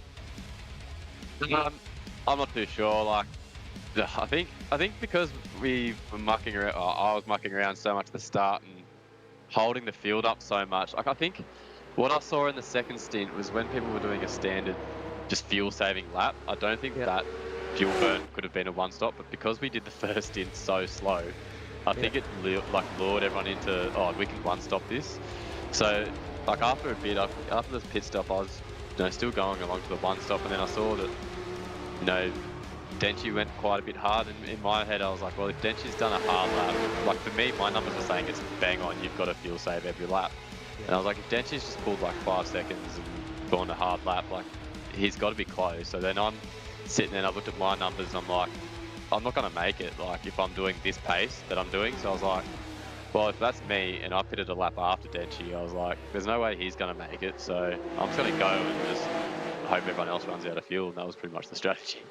Yeah, I'm just thinking you pitted on lap 26. If you pitted 25 or 24, your last lap, and congratulations, fastest lap of the race on the last lap, 2:04.642. That was 4 seconds faster than Sam. It was hard to say with John because he pitted, but it was 13 seconds faster than Matty Dench, and still 2 seconds faster than Jared Knight. I've got an inkling, and it'll probably mean you won't be able to sleep tonight, but I reckon if you pitted 1 lap earlier, you would have had the pace at full beans to get past both Sam and John and Matthew as you had, and take that one out. I don't know if it's so much the stopping point. I think it was when I actually started going hard. Like, I probably realised a little bit too late that I could have gone harder. Like, 2 second gap, that's 2 seconds quicker than a fuel saving lap. So if I'd have just gone a lap earlier, I probably would have got that gap down. So it is what it is. I hate fuel saving so much. I was so bored. So I was just like, I'm just going to go have fun. I'm lapping 3 seconds a lap quicker than everyone else. They must be just bored. So I was just having fun and, made the race enjoyable for myself and got a decent position for it. And for us. Now, tell me, what fuel do the Porsches use in real life? So Porsche Michelin Sprint Challenge, they still use standard 98 fuel. Well, it's still a race fuels in 98. Yep. The Porsche Carrera Cup, they started on 98. We're now running on 102 ethanol. So it's just a higher octane. Which brand is that? Is there a brand sponsor? I'm not too sure if it comes from a familiar brand. So we're all controlled fuel supplied by Race Fuels. So we all get it from them, and it all goes back to them at the end of the weekend. It's all from United, and it's 30% water. But Dylan, you had one of your real world drivers, Harrison Goodman, join in with us this afternoon. Has he done much time in the sim and in iRacing? It appeared possibly not, because he's got a rookie license. Yeah, I think he likes to just jump on and have a bit of a muck around. Like, I don't think he has too serious of a sim setup. He just jumps on. He's a racing enthusiast, like all of us. So whenever there's a new car that comes out that he loves, he just does laps in that. He doesn't take it serious or do any racing, like as much as I do, I suppose. He gets to do it on the real track. So absolutely. He just sent me a photo of him on the sim this afternoon. I was like, oh yeah, I've got a race tonight. It's like pretty fun and just like good community. Like, it's not too serious. I'm like, just come have a run with us. Like, there's no pressure. And he's like, yeah, righto. So yeah, got him in. He was an expert at getting the engine to try and find its way to the front of the vehicle. He was having all sorts of trouble keeping it straight, and the back overtaking the front. And he got a bit of airtime, so he'll get to watch that one back. But when we heard it was a real world drive, we thought, oh, maybe Matty Dench has got some competition. And little did we know, Sam Muir and Dylan Shepherd and John Merritt were going to give Matty Dench some competition. So I can't, and we were apoplectic. We were beside ourselves over that last 10-15 minutes, having such a good time here in commentary. Yeah, and, you guys were making me do math. You were making me do math in my head. And I'm like, I don't get it. How is Dylan doing fast laps? It doesn't make sense. And then he pulled in and went, okay, now it makes sense. He has to refuel. What's going on? But I have full respect for you because you used the Colin McRae method. When in doubt, flat out. And you were just like, screw this fuel safe business. It was good fun. Good fun. Yeah, glad I made it fun for you guys. Like, I turned what I thought would be a bit of a boring 1 hour of fuel saving to something fun for me. Like, even Harrison was chatting to me in the last few laps. I'm like, mate, I think I might be able to get these guys. I'm going to have to mute you for a bit here and actually concentrate. I'll say this, though. Good fuel saving, I can understand where the concept of fuel saving can be boring. I do get that. But when you get it, like 60 minutes here around this track, and you saw the widely different versions of that strategy. You have you, who decided I wasn't going to fuel save at all. I'm just going to go flat out and fill up when I need to go. Then you had Matthew Dench, who pitted a lap earlier than all of you guys and did the heavy fuel saving. John Merritt did a similar thing, but he pit 1 lap after and did the same fuel saving that Matthew Dench did, but unfortunately crossed the line a little too fast, had to go an extra lap and then pull in. And then you have Sam Muir, who pit a lap extra, did a longer pit stop, but still did the same fuel saving, was 5 seconds back to the pack of the front when he came out of the pits, but comes across to take the win. So when you take all of that into account, honestly, the fuel saving really does throw a ton of wrenches in the mix. And it just, it provides like an excellent finish. No good in the cockpit though, Daniel. No, of course not. Of course not. You want to put that right foot. Yeah, I get that. 100%. It's like Formula One who are driving, 4 or 5 seconds off their optimal pace because they've got to conserve their tyres. It's like, is that really racing? And you'll have all sorts of people say, well, it is because that's what they've got to do. But John sounds like the sort of bloke who wants to get in the car, drive 10 tenths the whole thing around and get out wringing wet and say, I did my best. I'm with Dylan on that. He's not the only one. Every race driver will tell you, the longer I can keep that right foot down, the happier I'll be. So I get it. Well, seeing we've got Chris Whitaker in the booth, I'll just say, but that's the game, isn't it? And I know it's not a game. But that's what we say, you're gaming the system. But Chris Whitaker, welcome in. How was your evening? Finished in 10th place there, and I think you got caught up in Dane Snadden's mischief there. But did you enjoy your hour long around the mountain in the Porsche, in the Whitaker Motorsports Porsche? Evening, gentlemen. Did I enjoy my night? I guess from lap 12 onwards, I enjoyed. I think the start of the race with all that fuel saving crap that was going on. When you know what? All I think that we were trying to do there is, just do the sim version of the Bathurst 1000 this year with supercars and just all the absolute crap out of anyone watching. That was crap. That was just crap. Absolute crap. But Have you really here's what it is. I'm not allowed to say the words that I really think, but then obviously got caught up in someone else's incident that's been pinged on me and 15-second penalties. So just put a review in for that. A car didn't hold the brakes and hit me. But apparently that's my fault, but that's all right. It's not like me to disagree with race control, is it? Not at all. It's weird. It's weird. Not at all. That's it. So, but no, other than that, until JRT screwed me over as well as many others by the look, it was looking good, mate. We're on for I think a P5 or something like that, and it was just nosing along, keeping out of mischief. I think we finally got a set that looks after tyres on these long runs, and it was all pretty sweet until the second last lap when I called over the comms in Discord and said, did anyone else get a white flag then? And just an emphatic no, there's one to go. And I went, oh, golly gosh. Or something to the standard of. There's always an upside to the downside, and Brendan Whitaker finished in 27th spot, so you've done your brother well and truly. Yeah, but Adam beat me, mate. So, I wasn't first in our chat, so, it's just not acceptable. But Brendan did not look like he was having a good night at all. Yeah, no, that all. He was doing all right when we were practicing earlier on this afternoon, and we were just sort of finding more and more time and tweaking the set and trying to save tyre, and it was all starting to work. And then we got to quali, and he just he cracked the bed. He just couldn't get it to click for some reason, and had that lose out of turn one, and just couldn't sort of recover from there. But bit of a rage quit, but allows us to catch up some points. So bragging rights on the table, but unfortunately for old Anthony, rode himself off over the top of the mountain as well. So I think the only one to keep out of mischief in our chat was Adam, and he just cruised along to his another open class win. Probably about time for him to upgrade himself to a lead, I reckon. He'll probably have to have a chat with the coordinator of times and weights and measures, and then finally discover that no, he's clearly not going fast enough, so he should stay in the open split. I'm sure he'll have a valid argument.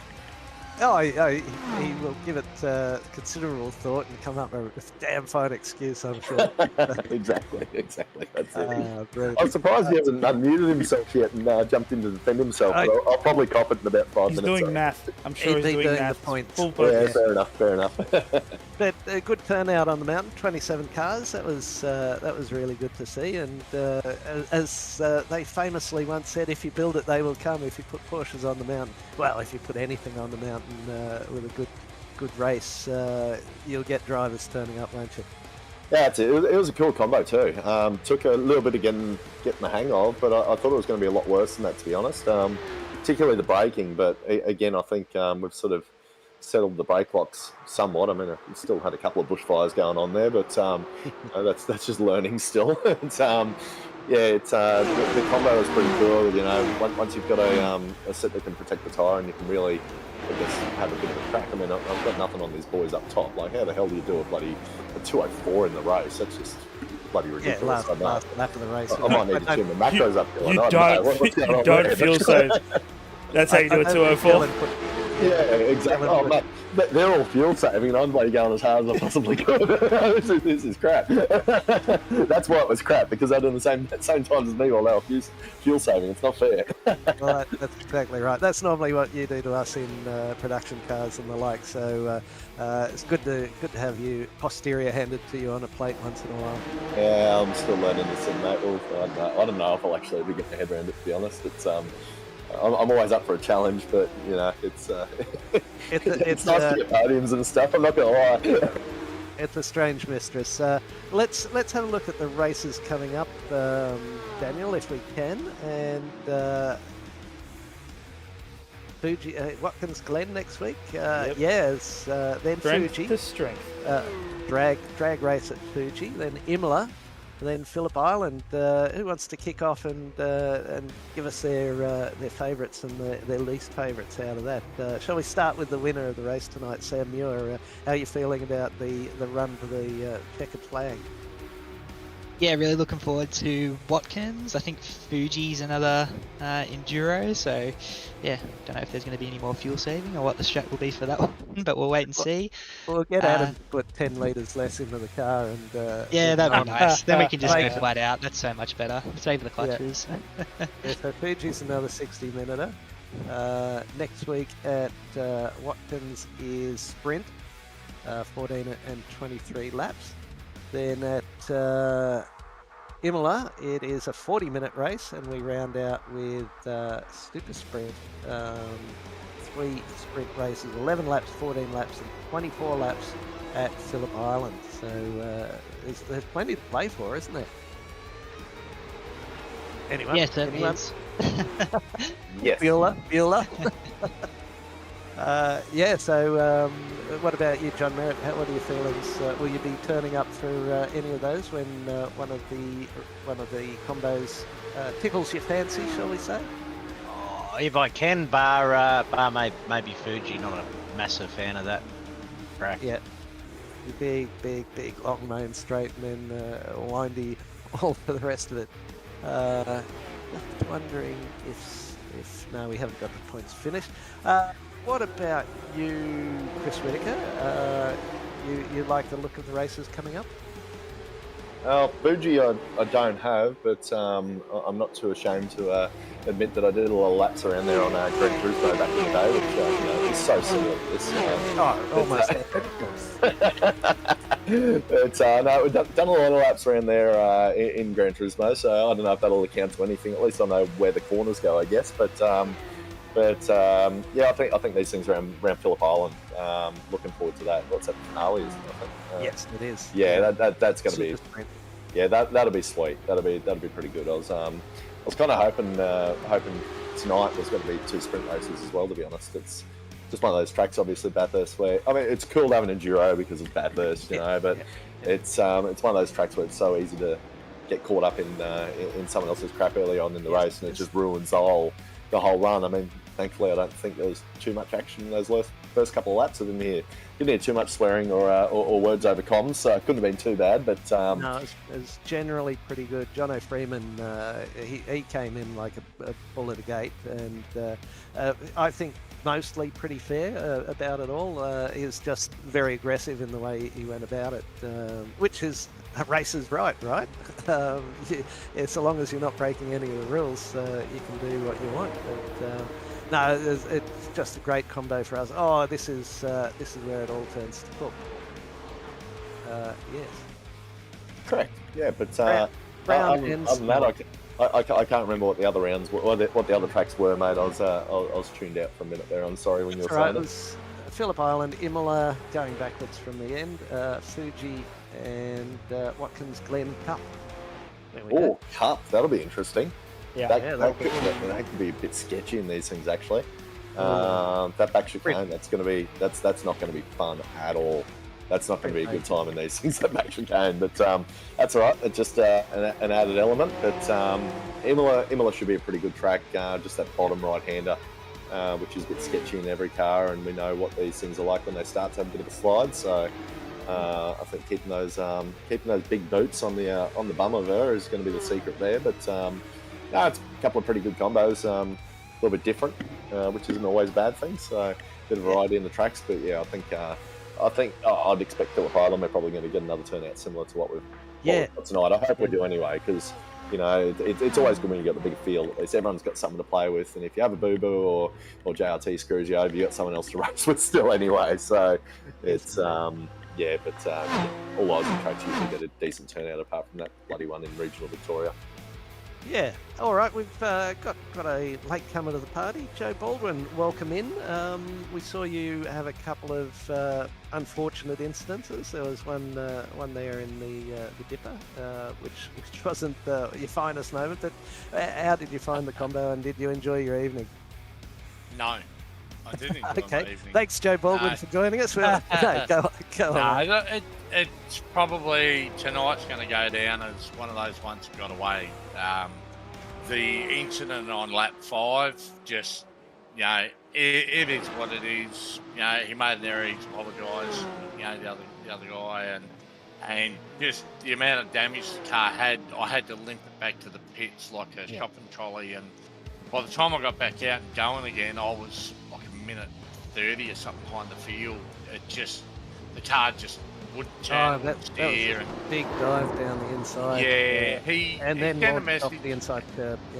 Yeah, he sent a message. He said he basically panic braked and locked it up and missed his brake marker. But I sort of stuck there in the middle looking, and that was not exactly my finest moment, but thankfully there was no damage that came out of that for the other guy. But the incident's late in the race. I was talking to Dave Christensen in Discord, and he asked me how it was going. I said, I'm just here killing time trying to get some points. And then I looked and I thought, I haven't even gone for a lap yet. I ended up doing the 6.2, so I was only just had a look at that thing. I'm only like 1.25% off, which, considering I'm normally averaging 2.2%, something silly. That's but I mean, it's Bathurst, you know. Like I've only done about 3 or 4 laps here, so yeah, mate. I probably 3 or 4 billion.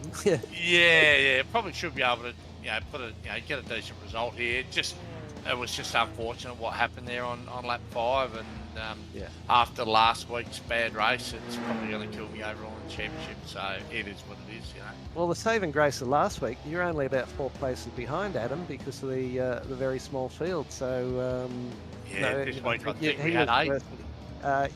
We had 7 or 8 in the class this week, I think. So it's it's going to be a big hit in the points and whatnot. But You know, it's just how it goes sometimes. Yep, It's, and there's drop rounds. I still enjoy it. Look, to go as well. yeah, that's right. Look, I still enjoyed myself. It's Bathurst. It's it's a great car, and once I decided to actually give it a bit of a crack, you had to, didn't you? That's not me. I'm not. Yeah, I know. Yeah. Good on you, Dan. I had to bring it up because yeah. just And I really, because I was a lap down, I didn't want to ruin anybody's race, and I got stuck there, and I was like sitting there looking at the thing. I'm trying to get it to turn around, and I'm getting mad, and so I felt like Austin Powers. You know? that's what I said. That was mentioned at the time. And I went half a lap around, and I did the same thing at the cutting. So it was. I think what I done, I got the tyres hot, trying to go for. I was probably on for a 5.8 on that lap, which would have been cool. But yeah, I made an error, got the tyres hot, and had another faux pas. So I just snuck around and finished the race. And I think terrible result. I got the fastest lap in class. So we'll go and have a cry myself to sleep tonight after this one, and come back next week and try and do it all again. Yes, indeed, and that's what it's all about. How are you feeling about the races coming up, the tracks coming up, which was Watkins Glen, Cup, Fuji, Imola, and Phillip Island? Phillip Island, can't wait, love it. Watkins Glen Cup, I think that's probably going to be a bit of a dark horse track. It's really tricky. There's not a lot of runoff. It's as close to a street circuit as you can get without being a street circuit, right? There's a lot of Armco around the place, so it's going to penalise mistakes heavily. It will, and the reverse grid will make things interesting as well. Ooh, now you're talking. The sprint racing. I love the sprint racing for sure. It's a lot better than an hour of misery like I just had. But no. I think Watkins Glen's going to be a cracker race, and anyway, everybody look over there. And Phillip Island's always a cracking race in the Porsche. It's just one of those places that's Austin Powers again. It's just one of those tracks. It doesn't matter what you take there. It always puts on good racing. So it's a good mix of tracks to see out the rest of the season. I mean, I'd be happy if we went and did all the rest of the rounds at Detroit. I was pretty fast there, but that's not what happened. Yeah, you'd be on your own there. I think about. It's one of those tracks like Detroit. I love it in any car, and everybody else is like, oh, we don't like Detroit, you know, and Long Beach as well. I like Long Beach. Chicago's not a favourite, but the street circuits I do enjoy, especially Detroit. Right. All right, and we'll have, I think by all reports, we'll have the inimitable voice of the GSRC back for the run to the checkered flag at Phillip Island, Zach Caven, bringing his inimitable style and enthusiasm to the racing, so that should make it all the better as well. Really looking forward to that. But gentlemen, anyone got anything to add? Adam, are you there? Do you have the points ready or not? I'm just looking. It doesn't seem almost sorted. Almost. All right. We might. Anyone? Bueller? Anyone got anything they'd like to add to the discussion? Otherwise, we'll do our housekeeping with sponsors, etc., and then get back to the points. All good? Saturday night. This Saturday night, anybody who loves the MX-5 and Bathurst, come along. Saturday night, 7:30 Eastern Daylight Savings Time. I thought we were going to probably get more with the skip last week, but I'm certain the MX-5 is probably going to bring everybody in. So, fill up your beers and come along Saturday night and join the Discord. It's bound to be a great race on the mountain. I'd join you on a Saturday night, but that's our night out for dinner. So we go out each Saturday night, which precludes me from joining in the fun. But I'm hoping you get a good turnout for that. I was a little envious of you running the Skip Barber around there, because I think it was the Skip Barber final race of the socials or the up and comers that got me the trophy. There, so fond memories of Skip Barbers around Bathurst. We might do some sponsors then, and the schedule coming up. Let's do the sponsors because we haven't mentioned them very much. And we'll start with Flash Graphics. We all know about John Simpson and the wonderful liveries he does. Get in touch with John. M-Wave, use the affiliate link if there's something you want. Pretty much from base to apex, as we said, from office chairs to VR goggles and everything in between. Use the affiliate link, and round and round and round we go. A few dollars will come to the club, and certainly every penny helps. So thanks to M-Wave and Daniel, of course. That's our contact there. Login Systems bringing us this weekend's Enduro at where are we this week? Is it? We'll get to that anyway.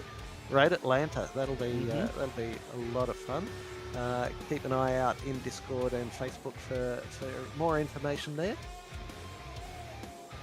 Orbic, Australia, and I was trying to find the website just today to see what they've got on offer, and I tried orbic.com, I tried orbic.com.au. No, it's just orbic.au. So if you're looking for a phone, tablet, computers to come in the near future, if you can't get on the website, get on to Pete Matson and he'll be able to tell you all about it. We thank Peter for bringing us GT4s week in, week out.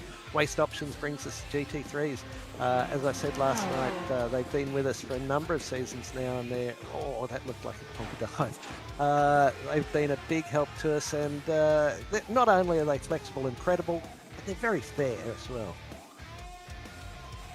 Lobesy Racing, Trent Lavis putting his own hard-earned cash on the table to bring us the up-and-comers on a Tuesday night, and they must be due another broadcast very, very soon. We just have to find a broadcaster who's prepared to do it, so we're hoping to get another couple of broadcasts in for the up-and-comers and the Aston Martin DB1 Cup on a Tuesday night.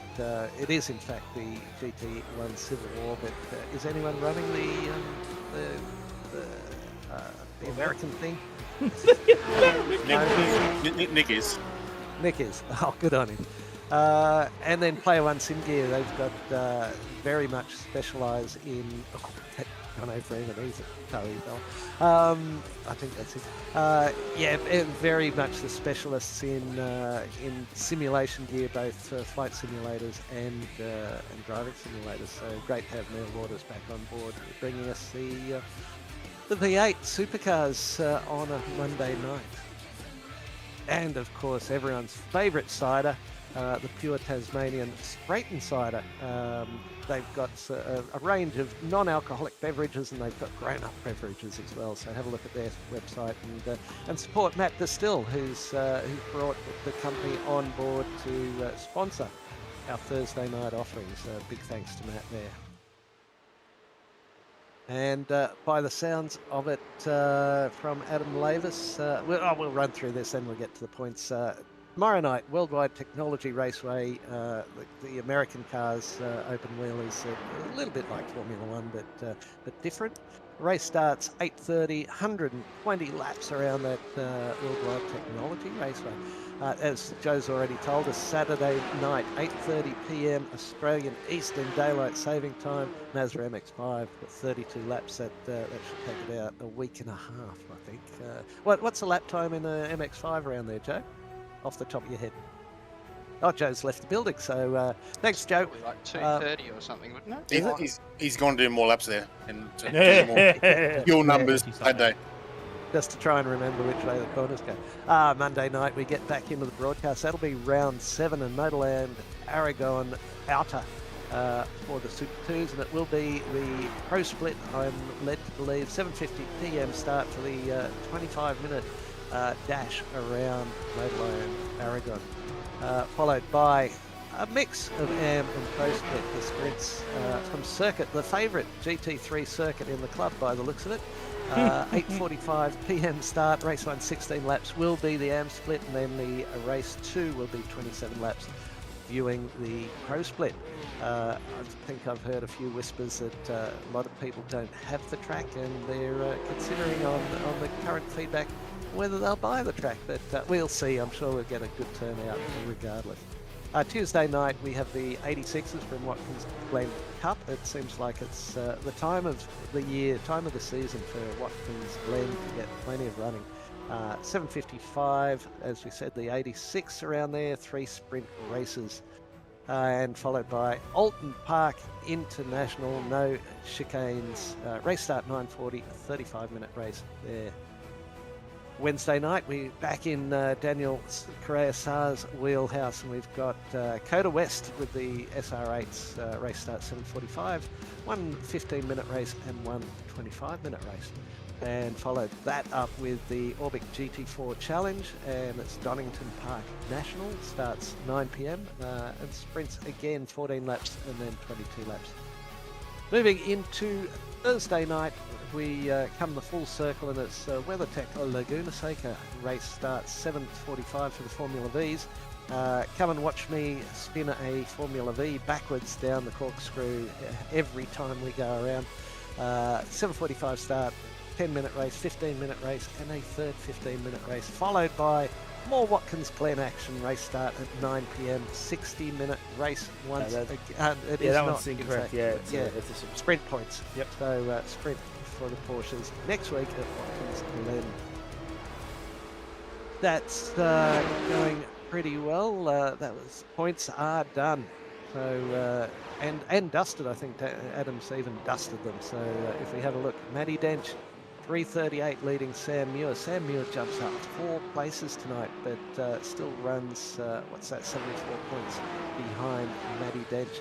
Paul Wilson, another 26 points behind, and doing a good job, having come up from open split last season. Anthony Outshead drops a couple of points, places to 4th place, tied with Nick Wood, 4th place on 234. Then Chris Whitaker, 216. Jared Knight, 189. Brendan Whitaker suffered badly this evening with 167. Jake Jackson, 155. And Dane Snadden rounding out the top 10 with a 150 point margin of points to his credit. I'll just wait for I can read it off here actually. Adam Lavis up 1 spot, 358 points, with Joe Baldwin back 1 spot, 319. So what's that? That's 41 points to the good. Adam Lavis will be pretty chuffed with that. And have a look at the bonus points that he keeps tallying up. 36 bonus points. Next best is Joe Baldwin with 14. So Adam just hogging those all to himself. Tristan Koch with 191. In 3rd place, David Christensen up a spot to 4th with 178. Tony Baker up 3 spots with a good showing tonight with 175. Brett Bradbury 165. Stephen Gallagher 109. Dale Sharp, Pete Matson and David Baz. David now assigned to the open split, as is the other fellow who was new tonight, Liam Isles. So he's in there as well. But that's your points all done for this evening, and they're current and up to date. Round 6 this week, so drop points would come in next week, I'm imagining, Adam Lavis. That'll make it interesting. GSRC merch, all the goodies and more. Have a look on the website and pick out your favourite bit that you want. And every penny goes to help the club continue to put on fantastic racing week in, week out. With just a few weeks off during the course of the season. I'm sure we're all looking, those of us behind the scenes are certainly looking forward to a good 8-week break or so over the Christmas period. We'll confirm that as we get close to the end of the season. But get your gear on. You need a GSRC merch stubby cooler to keep your Spreyton cider cool. Enduro. Have we got Enduro there? I don't have the Enduro up on this scene collection, all right.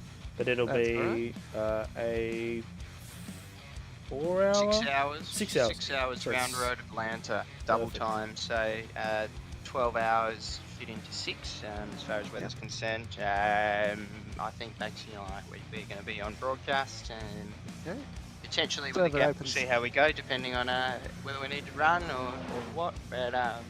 But yeah, no, looking forward to that.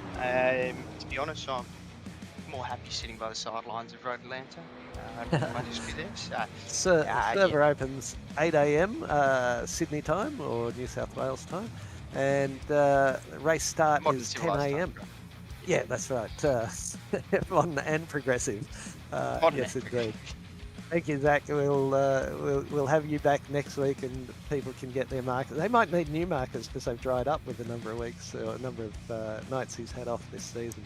But gentlemen of Race Control, thank you so much for all your efforts, not only tonight but during the course of the season. It's only the big stick that keeps people in line, I'm sure.